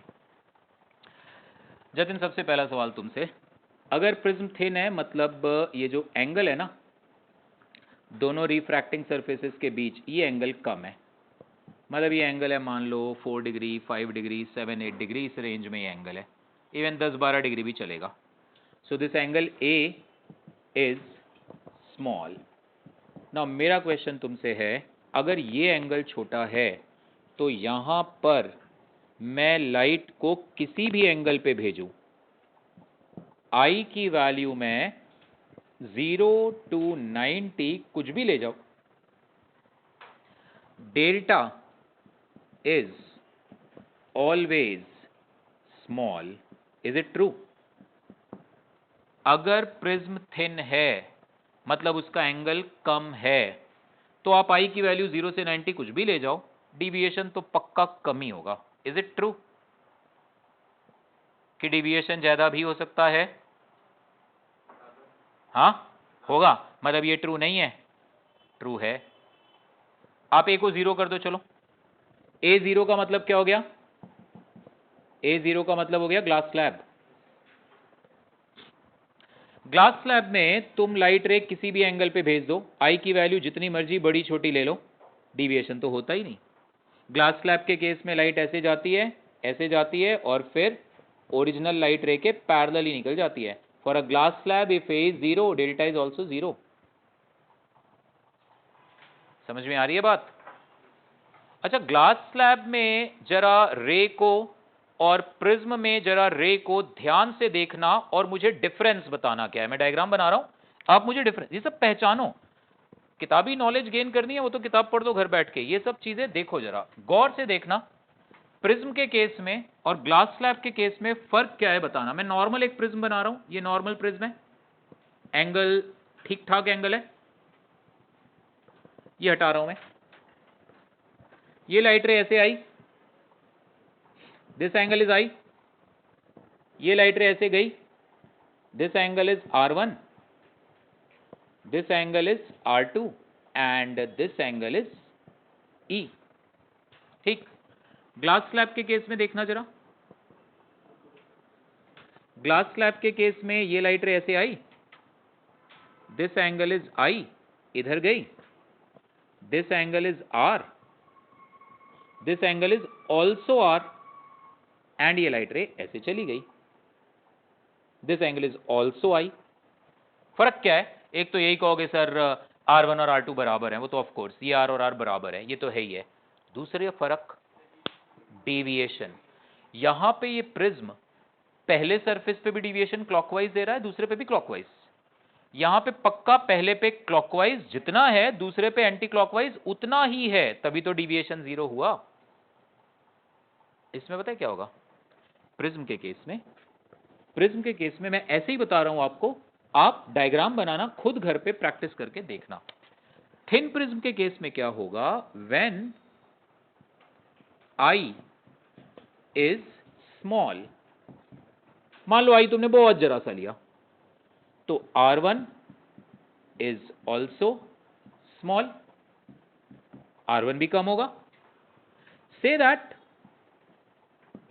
R1 A से छोटा है, आप कहोगे सर A भी तो छोटा है, मान लो R1 उससे भी छोटा है, तुमने I ज्यादा ही कम लिया, I कम लिया तो R1 भी कम होगा, R1 कम है, मान लो R1 A से भी कम है, so R1 plus R2 equal to A, so R2 आएगा A माइनस R1, A भी कम था R1 भी कम था, तो यार R2 भी तो कम ही आएगा, और अगर R2 कम है तो फिर E भी तो कम आएगा, तो यार डिविएशन कम नहीं आएगा, फिर deviation is what, I plus E minus A, कम नहीं आएगा। मतलब इस केस में दोनों सरफेसेस पे डिविएशन सेम डायरेक्शन में होगा, इस पे भी क्लॉकवाइज इस पे भी क्लॉकवाइज, बट दोनों पे डिविएशन जरा जरा सा होगा। पहले सरफेस पे डिविएशन हुआ मान लो 2 डिग्री, दूसरे पे हुआ 3 डिग्री, टोटल डिविएशन 5 डिग्री। सो जब प्रिज्म का एंगल कम है और तुमने आई भी कम लिया तो तुम्हें दिख रहा है यार डिविएशन दोनों सरफेस पे कम है। दूसरा case, when I is large, I large है तो R1 इज ऑल्सो लार्ज। अब लार्ज से मतलब वो नहीं कि मतलब बहुत 60-70 डिग्री समझो, 90 के बियॉन्ड तो जाना ही नहीं हमने वैसे भी, तो I बड़ा है तो R1 भी बड़ा होगा, R1 बड़ा है तो यार R1 तो A से बड़ा हो जाएगा, तो R1 प्लस R2 को A करोगे तो R2 जो आएगा A माइनस R1 निगेटिव आ जाएगा। ये निगेटिव का क्या मतलब है, वही कि वो R दूसरी साइड मतलब डिविएशन उल्टी साइड होगा। अब क्या होगा, अगर तुमने प्रिज्म का एंगल कम रखा बट I को ज्यादा रखा तो R1 ज्यादा आएगा, R1 ज्यादा आएगा तो R2 निगेटिव, निगेटिव का मतलब वो लाइट नॉर्मल के दूसरी तरफ आके और डिविएशन उल्टे सेंस में हो जाएगा। तो उस केस में एक डिविएशन इधर करेगा, दूसरा उल्टे सेंस में। स्लैब ने तो पूरा ही कैंसिल कर दिया, ये पूरा कैंसिल नहीं करेगा। पहले पे डिविएशन हुआ मान लो 40 डिग्री, दूसरे पे हो सकता है 36 डिग्री, नेट आएगा 4 डिग्री। तो इसलिए ये डायग्राम दोनों बना, खासकर ये वाला बना के देखना आप। आई को कम लोगे तो वो डायग्राम पिछले नॉर्मल प्रिज्म जैसा ही लगेगा डायग्राम, आई को ज्यादा लेके वो ग्लास स्लैब जैसा डायग्राम आएगा तुम्हारे सामने। तो इसलिए कंक्लूजन ये है कि अगर प्रिज्म का एंगल कम है तो जैसे स्लैब में तो एंगल 0 तो डिविएशन होता ही नहीं, प्रिज्म में अगर एंगल कम है तो डिविएशन भी कम होगा irrespective of the value of I, वो 0 से 90 कुछ भी होता रहे। ओके कनव, पक्का भूलना नहीं फिर ये बात, ट्यूसडे पूछूंगा मैं।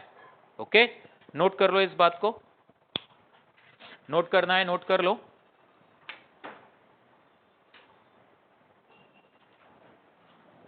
यथार्थ यार, अमित को बोलना जरा पानी भेज देगा, अमित को कह दो पानी दे देगा अंदर।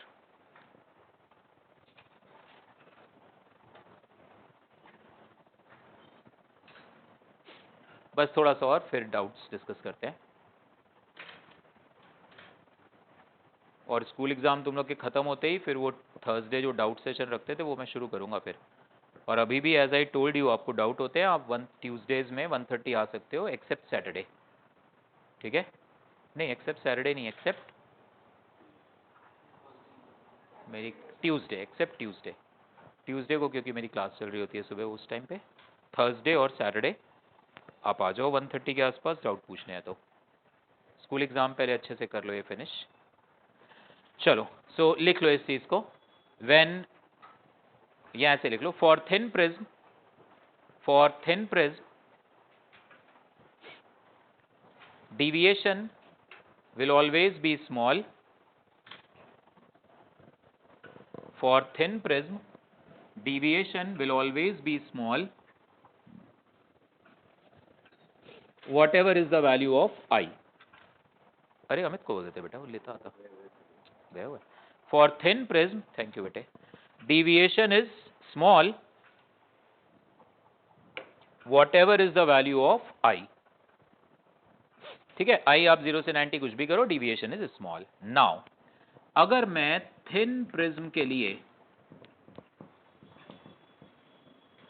डिविएशन वर्सेस आई ग्राफ बनाऊंगा ना, तो ये ग्राफ ना कुछ ऐसा सा आता है, ऐसा सा।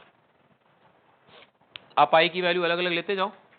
डेल्टा, एक तो डिविएशन कम होगा काफी, चाहो तो ये ग्राफ आप और नीचे लेके आ सकते हो, which is indicating that deviation काफी कम है। बड़ी बात है वेरिएशन भी बड़ा कम हो रहा होता है। मतलब तुमने आई की वैल्यू ली 10-12 डिग्री, डिविएशन मिला 5-6 डिग्री। आई की वैल्यू बढ़ाते गए, डिविएशन तुम्हें दिख रहा है सर वो 5-7-8 डिग्री के आसपास ही घूम रहा है डिविएशन। जैसे नॉर्मल प्रिज्म के लिए तो हमने देखा था ना, डिविएशन की वैल्यू में काफी फर्क था। डिविएशन की वैल्यू काफी कम होते होते मिनिमम फिर मैक्सिमम हुई।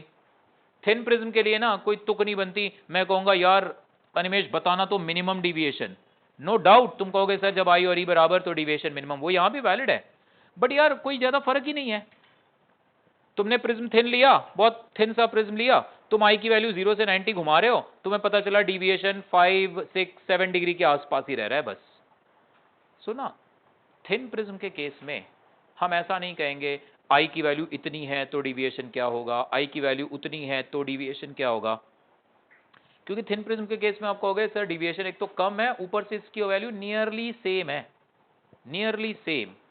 तो एक काम करते हैं, मिनिमम डिविएशन के लिए जो डेल्टा है हम कहेंगे यार आई की सारी वैल्यूज के लिए डेल्टा वही है लगभग लगभग, ये अप्रोक्सीमेट रिजल्ट है, बट हम यही यूज करते हैं।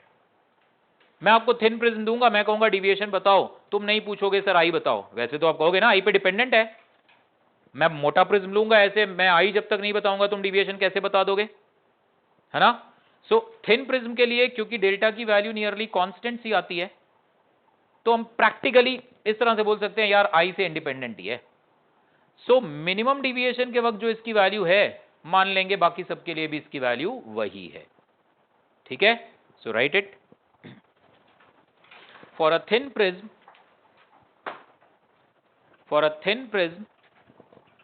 deviation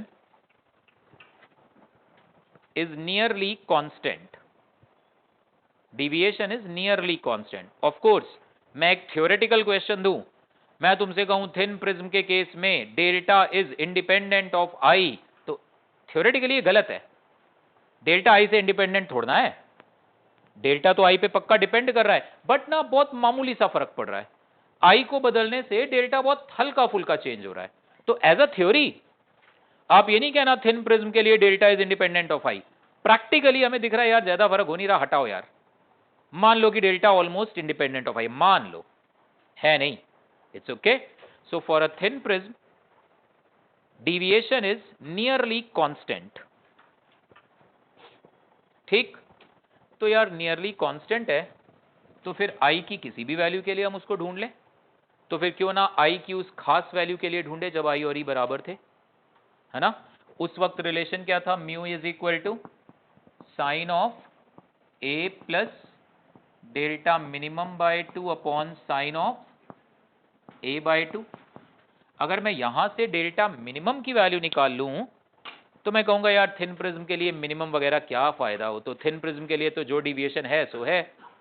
are you getting my point ना, समझ रहे हो बात को।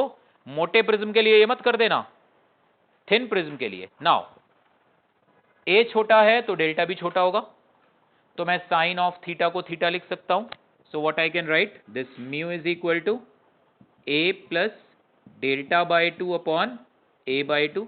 गौर करना मैंने एम हटा लिया यहां से, क्योंकि थिन प्रिज्म के लिए फर्क नहीं पड़ता यार मिनिमम डिविएशन क्या मैक्सिमम क्या, ओके। सो यहां से बाय 2 कैंसिल, म्यू कितना आ गया A plus delta by A, so delta कितना आ गया mu -1 times A. So for a thin prism मैं आपसे कहूंगा डिविएशन बताओ, आप बिना मुझसे पूछे कि आई की वैल्यू क्या है सीधे बोलोगे ये रहा थिन प्रिज्म का डिविएशन, म्यू -1 टाइम्स ए, ठीक है। आएंगे और आएंगे। मोटे प्रिज्म के लिए हम पूछेंगे मैक्सिमम डिविएशन कब होता है, कोई सोच के बताएगा। एक थिक प्रिज्म के लिए डिविएशन मैक्सिमम कब होगा, मिनिमम पे तो आई और ई बराबर, मैक्सिमम जतिन ग्राफ देखो, मैक्सिमा तो एक्सट्रीमिटीज पे ही आएगा, या तो आई 90 होगा या ई 90 होगा, जीरो नहीं, एक्चुअली जीरो वो भी सोच लेंगे, चलो हम ट्यूसडे डिस्कस करेंगे। ही सेज आई को 0 ले लो, चलो उस पर भी डिस्कस कर लेंगे। फिलहाल कल के टेस्ट तक यही सब है। वो प्रिज्म के मैक्सिमम डिविएशन की बात करेंगे, अब डाउट डिस्कस कर लेते हैं एक्सरसाइज 1 के, ठीक है।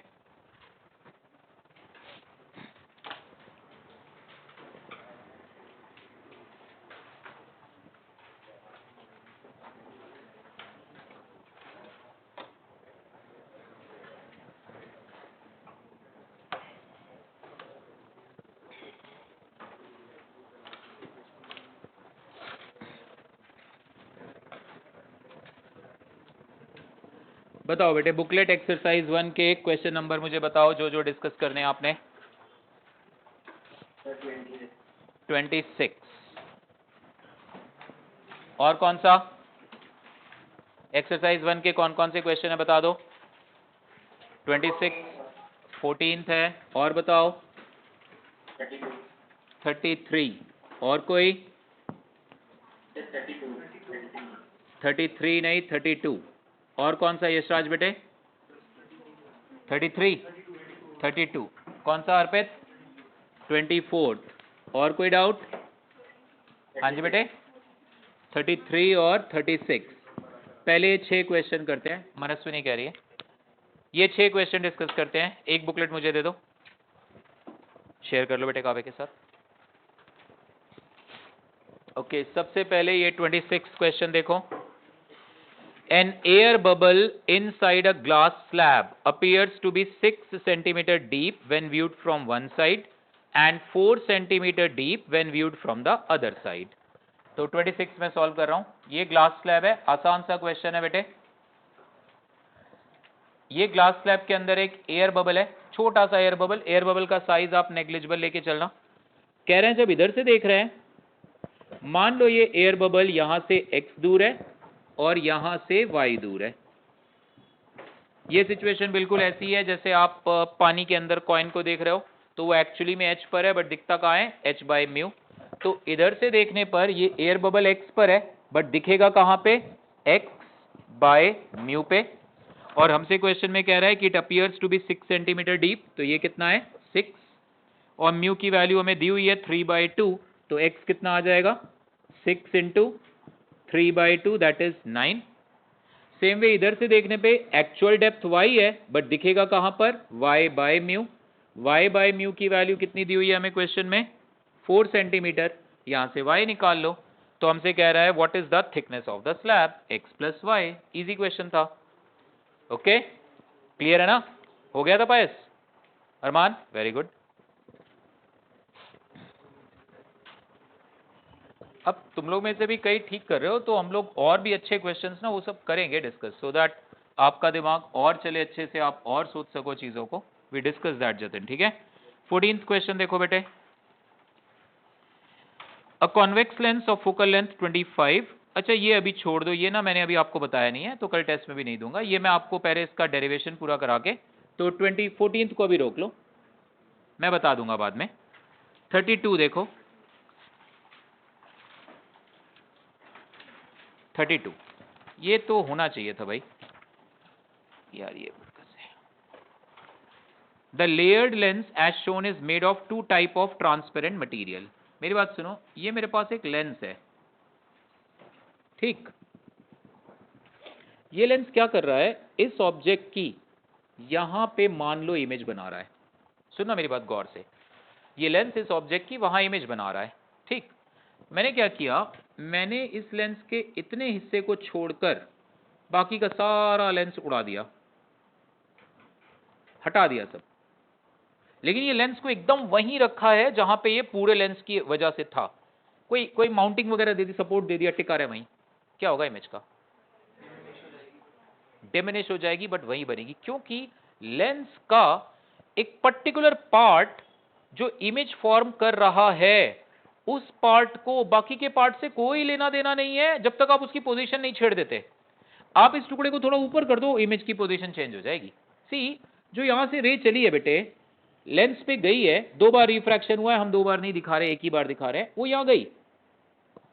खुद ही सोचो, लॉजिकली सोचो ना, बाकी का लेंस ले आओ।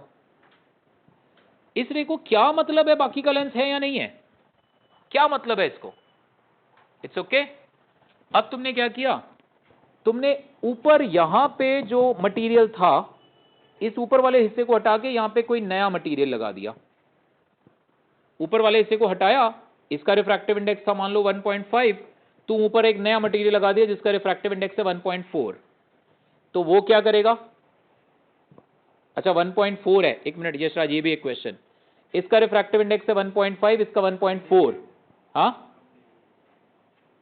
कम डिविएट होगी तो इमेज पास बनेगी, दूर बनेगी? दूर। वेरी गुड, ऐसे ही बेटा पढ़ो ना तुम लोग, बस भटकना नहीं यार, ठीक, दूर बनेगी इमेज। अच्छा, ये वाले टुकड़े को मैंने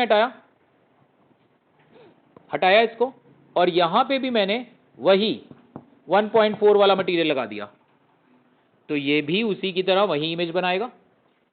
ये वाले हिस्से को मैंने वही रहने दिया 1.5 वाला, तो ये वही इमेज बनाएगा जहां ये बना रहा था। तो ऐसे करके मैंने पूरे लेंस को दो डिफरेंट टाइप के मटेरियल का बना दिया, तो सिर्फ दो ही इमेजेस बनेंगी। आप 36 टुकड़े कर दो इसके, 36 इमेजेस नहीं बनेंगी। वो जो 36 पीसेज हैं, है वो दो तरह के ही मटेरियल, तो इमेजेस दो ही बनेंगी। It's okay. और ये बात ध्यान रखना, लेंस का कोई भी हिस्सा जो इमेज बना रहा है, उस हिस्से को बाकी लेंस की प्रेजेंस और एब्सेंस से कोई फर्क नहीं पड़ता। It's okay. सो इस केस में दो ही इमेजेस बनेंगी। मतलब यहां पे क्वेश्चन यही था, वो अलग अलग मटेरियल, मतलब बहुत सारे पीसेस थे बट दो डिफरेंट टाइप ऑफ मटेरियल थे, तो इमेजेस विल बी ओनली 2। आगे आ जाओ, 32 हो गया। इसके बाद 24th क्वेश्चन देखते हैं।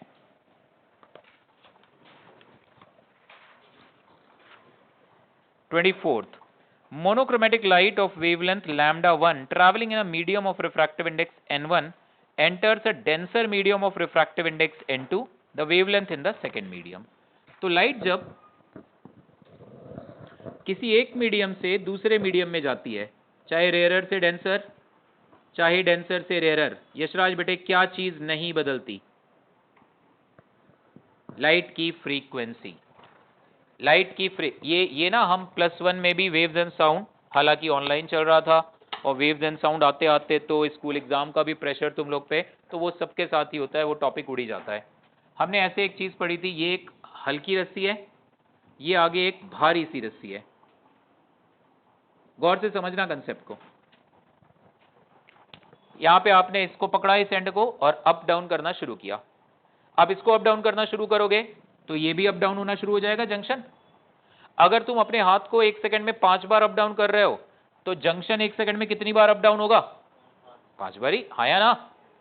तो जंक्शन अगर एक सेकंड में 5 बार, तो आगे वाली रस्सी के पार्टिकल भी 1 सेकंड में कितनी बार अप डाउन होंगे? 5। वो बात अलग है, आगे वाली रस्सी मैसिव है, हैवी है, तो उसमें एम्पलीट्यूड शायद कम हो जाए, उसमें वेव धीरे धीरे चले, क्योंकि मीडियम जितना डेंस हो जाता है वेव की स्पीड उतनी कम, यहां भी है ना, लेकिन frequency remain same.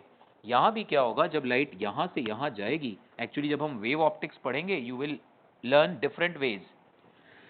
Electric field का वाइब्रेशन हो रहा है लाइट में, इलेक्ट्रोमैग्नेटिक वेव है जो चैप्टर अभी हमने रोका हुआ है। तो जब ये लाइट यहां आती है तो यहां पे मीडियम, यहां पे इलेक्ट्रिक फील्ड वाइब्रेट होती है, जितनी बार यहां वाइब्रेशन से उतनी बार यहां होंगे, उतनी बार आगे होंगे, जस्ट लाइक दैट। तो लाइट जब एक मीडियम से दूसरे मीडियम में जाए तो क्या नहीं बदलता? फ्रीक्वेंसी। क्या बदल जाता है? स्पीड और वेवलेंथ। नाउ c या v is equal to n lambda. n बदला नहीं, तो अगर v कम हो गया तो लैम्डा भी कम हो जाएगा, वेवलेंथ भी कम हो जाएगी। डेंसर मीडियम में लाइट की स्पीड कम होती है, तो डेंसर मीडियम में अगर लाइट की स्पीड कम है तो वेवलेंथ भी कम। And what you can say, v1 upon lambda 1 is equal to v2 upon lambda 2, n is same. v1 को तुम c अपॉन μ1 कर दो, रिफ्रैक्टिव इंडेक्स, आंसर आ जाएगा। क्लियर है? ध्यान रखना इस चीज का, इससे रिकॉल करोगे, ध्यान रहेगा। फ्रीक्वेंसी चेंज नहीं होती जब भी कोई भी वेव, चाहे लाइट वेव, चाहे साउंड वेव, चाहे रस्सी वाली wave, whenever wave is going from one medium to another, frequency remains same। ठीक है? 33rd क्वेश्चन देखते हैं इसके बाद। 33rd, अच्छा ये भी टॉपिक अभी बताना है, focal length of a convex lens bye displacement method. 33rd छोड़ने को बोला था ना? तो मनस्विनी बेटे छोड़ने को कहा था मैंने वैसे भी, और ये कल के टेस्ट में ना आ जाए। तो कल के टेस्ट में आ गया कोई बात नहीं, बिना इसको पढ़े भी ग्रेस मार्क्स नहीं, तुरंत बोनस दे देना। बिना इसको पढ़े भी यू कैन सॉल्व इट, बिना इस टॉपिक को डिस्कस करे भी यू कैन सॉल्व इट, ठीक है। वो हम ट्यूसडे डिस्कस कर लेंगे। 36, a thin plano convex lens polished from its plane surface. ये एक प्लेनो कॉन्वेक्स लेंस है, इसे यहां हमने ऐसे पॉलिशिंग कर दी, तो now this is the concept of silvered lens. चलो इसकी भी प्रैक्टिस आ जाएगी सामने। कह रहा है it will behave like a concave mirror of focal length 40। तो लास्ट क्लास में हमने पढ़ा था this plano convex lens you can consider it as a combination of plano convex lens and plane mirror. अगर इस प्लेनो कॉन्वेक्स लेंस की focal length FL है, mirror की फोकल लेंथ FM कितनी होती है? इनफाइनाइट। एक प्लेन मिरर की फोकल लेंथ इनफाइनाइट, क्योंकि प्लेन मिरर कन्वर्जिंग रेज आए, पैरेलल रेज आए पैरेलल भेज देगा, कन्वर्जिंग आए उसी हिसाब से कन्वर्जिंग, डाइवर्जिंग आए उसी हिसाब से डाइवर्जिंग। प्लेन मिरर ना रेज को कन्वर्ज करता है ना डाइवर्ज। ऑलरेडी कन्वर्जिंग है तो कन्वर्जिंग ही भेज देगा, ऑलरेडी डाइवर्जिंग है डाइवर्जिंग ही भेज देगा, पैरेलल है पैरेलल ही भेज देगा। No power, power is 0, focal length is infinite. तो this is behaving like a concave mirror. Of course concave mirror ही बनेगा बिकॉज ये कन्वर्जिंग डिवाइस है, ये नीदर कन्वर्जिंग नॉर डाइवर्जिंग, वापसी में फिर converging. So converging then nothing then converging, so ultimately it should be a converging mirror. So focal length इसकी आएगी 1/f effective is 1/fm minus 2/fl। Effective focal length कितनी दे रखी है? Like a concave mirror of focal length 40, so -40। fm तो infinite है, -2/fl। So lens की focal length कितनी आ गई? 80। अब आप बेटे प्लेनो कॉन्वेक्स लेंस की फोकल लेंथ आपको मिल गई 80। अब प्लेनो कॉन्वेक्स लेंस के लिए फॉर्मूला लगा दो, 1/fl is mu -1 times 1/r1। ये सरफेस R1 है प्लस R, यहां से अगर रेज आ रही है तो ये R1 होगा ना। सो R1 कितना आ रहा है? Plus R। R2 कितना आ रहा है? इनफाइनाइट। यहां से FL कितना है बच्चे? 80। म्यू कितना दिया हुआ है? 3/2 -1, ये 1/r, R आ जाएगा यहां से, खत्म। ठीक है, इसको अगर ये वाले सरफेस को सिल्वरिंग कर दी तो भी सॉल्व कर लोगे। बहुत अच्छे अच्छे क्वेश्चन आएंगे। ये ऐसे लेंस है हमारे पास, इस तरह से ऐसे लेंस है। कौन सा लेंस है ये पायस? Concavo convex. नीचे ये सिल्वरिंग कर दी, इसमें पानी भर दिया। Now what is the effective focal length? तो थोड़े से स्टेप्स इन्वॉल्व होंगे, कर लेंगे सॉल्व इसको, ठीक है। ट्यूसडे क्लास में इस तरह के क्वेश्चन ही हम प्रैक्टिस करेंगे एंड फिर टाइम मिल गया आई विल स्टार्ट वो TIR के एप्लीकेशंस वगैरह। और बताओ डाउट? एक्सरसाइज 1 का कोई और? एक्सरसाइज 2 के बताओ। एक्सरसाइज 2 के कुछ करेंगे अभी, टाइम है। कहाँ पैकिंग शुरू कर दी बेटा दीपांश? एक्सरसाइज 2 का 7th, एक्सरसाइज 2 का 7th क्वेश्चन देखो। 5th भी। परिसा तुमने ये होमवर्क किया हुआ था या नहीं? किया था सर। अभी कॉपी चेक कराओगे मुझे? बोलो बेटा कुछ। ओके, बड़ा धीरे बोला, किया था बड़ा तेज बोला। एनीवेज 7th क्वेश्चन देखो एक्सरसाइज 2 का। क्वेश्चन सेज दैट, यार ये सब इंक खत्म हो रही है इसमें। Half the surface of a transparent sphere of refractive index 2 is silvered. ये हमारे पास एक स्फीयर है बेटे, क्वेश्चन पे ध्यान दो। इस क्वेश्चन की आधी सरफेस पे हमने पॉलिशिंग कर दी तो ये बन गया कॉन्केव मिरर। रिफ्रैक्टिव इंडेक्स इसका दे रखा है हमें 2। A narrow parallel beam of light is incident on the unsilvered surface symmetrically. A narrow beam of light is incident on the unsilvered surface symmetrically with respect to the silvered part. मतलब ये symmetry line है mirror के respect में, एक narrow light beam आ रही है ऐसे ऐसे, ये एक नैरो लाइट बीम आई इस लाइन के अबाउट सिमेट्रिकल, जितना ऊपर उतना नीचे, ऐसे लाइट बीम आई, ठीक है। symmetrically with respect to the silvered part, the light finally emerging from the sphere will be. तो पहले क्या होगा, रेयरर से denser, refraction at spherical surface, thin lens formula लगा नहीं सकते, μ2 by V minus μ1 by U लगाना पड़ेगा. So μ2 by V minus μ1 by U is equal to μ2 minus μ1 by R. Apply किया हमने. रेज हरकतें कहां से कहां जा रही हैं, एयर से ग्लास, तो दूसरा मीडियम ग्लास है, 2 अपॉन वी, ये 0 हो गया क्योंकि u is infinite. This is equal to 2 minus 1 by R, तो इसको सॉल्व करोगे v आएगा 2r. इमेज कहां पे बनी, 2r. इसका मतलब जतिन यहां से 2r दूर, यहां पे इमेज, मतलब ये रेज इसके बाद कन्वर्ज होके यहां पे आ जाएंगी ऐसे. इसके बाद क्या होगा बोलो, कॉनकेव मिरर. कॉनकेव मिरर के इस पोल पर अगर लाइट ऐसे आए तो कैसे जाती है, इक्वल एंगल पर वापस नहीं जाती. तो ये वाली लाइट इधर चली जाएगी, ये वाली लाइट इधर चली जाएगी, ऐसे वापस, ये वाली लाइट इधर गई, ये वाली लाइट इधर गई, एंड बाय सिमेट्री वापस ऐसे. मतलब कुल मिला के तुम ये कह सकते हो फाइनल लाइट बीम, मतलब अगर तुमने यहाँ पे एक ऑब्जेक्ट रखा होता ना ऐसे, तो इस ऑब्जेक्ट की इमेज कुछ ऐसे बना देते. हालांकि ये गलत है जो मैं बोल रहा हूँ, आप कहोगे ऑब्जेक्ट यहाँ का, सर ऑब्जेक्ट यहाँ है तो रेस पैरेलल थोड़ा ना आएंगी.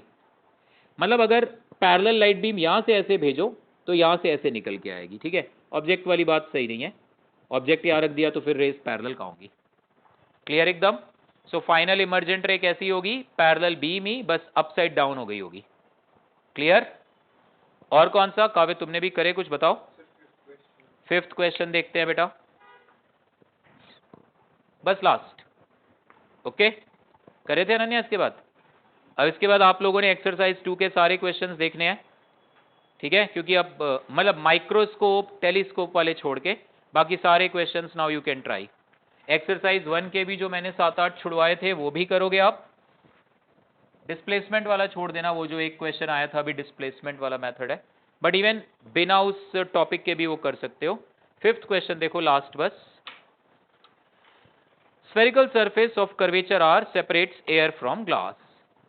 ये ऐसे स्फेरिकल सरफेस है, ये ग्लास है, साइड में एयर है.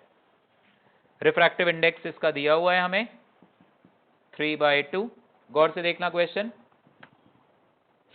The centre of curvature is in the glass. अच्छा, स्फेरिकल सरफेस एक ही है, sorry. Spherical surface of radius of curvature R separates air from glass. एक ही सरफेस है, ये स्फेरिकल सरफेस है, ये पूरा ऐसे ग्लास है इधर, और कह रहा है कि the centre of curvature is in the glass. इसका सेंटर ऑफ कर्वेचर ये रहा. ठीक है. A point object P is placed in air. ये एक पॉइंट ऑब्जेक्ट पड़ा हुआ है P in air, is found to form a real image Q in the glass. इधर रियल इमेज बना रहा है. द लाइन PQ, यहां पे कहीं Q है, cuts the surface at point O. ये पॉइंट O है. कह रहा है P की इमेज कहां बन रही है, Q. कई बार ना ये लैंग्वेज पढ़ते पढ़ते ही हम गलत इंटरप्रेट कर जाते हैं. कह रहा है P की इमेज Q पे बन रही है और PQ लाइन ये O पे कट कर रही है, and PO is equal to OQ. मतलब कुल मिला के उसने ये बोला है कि ऑब्जेक्ट डिस्टेंस U और इमेज डिस्टेंस v बराबर हैं. कुल मिला के इतनी लंबी चौड़ी कहानी उसने सुनाई. कहना ये चाहता है ऑब्जेक्ट डिस्टेंस और इमेज डिस्टेंस बराबर है, u and v are equal. तो कह रहा है फिर डिस्टेंस क्या होगी, तो बड़े आराम से हो जाएगा. आप इमेज डिस्टेंस ले लो +x, ऑब्जेक्ट डिस्टेंस ले लो -x, फॉर्मूला लगाओ μ2 by V minus μ1 by U. μ2 ले लो ग्लास, μ1 ले लो एयर, सॉल्व कर लो, है ना. स्फेयर क्यों, तो कह रहा है simply one surface is there. चलो ठीक है बेटे. सो अगली क्लास तक आप एक्सरसाइज 2 के क्वेश्चंस करोगे. मैं ग्रुप, अब तो अपना ग्रुप है हम लोगों का, मैं उस पर क्वेश्चन नंबर एग्जैक्टली बता दूंगा जो जो आपने करने हैं. ठीक है. ये बेटा क्या कर दिया हाल तुमने इसका. ओके बेटा, थैंक यू सर. वेलकम बेटे. Thank you, sir.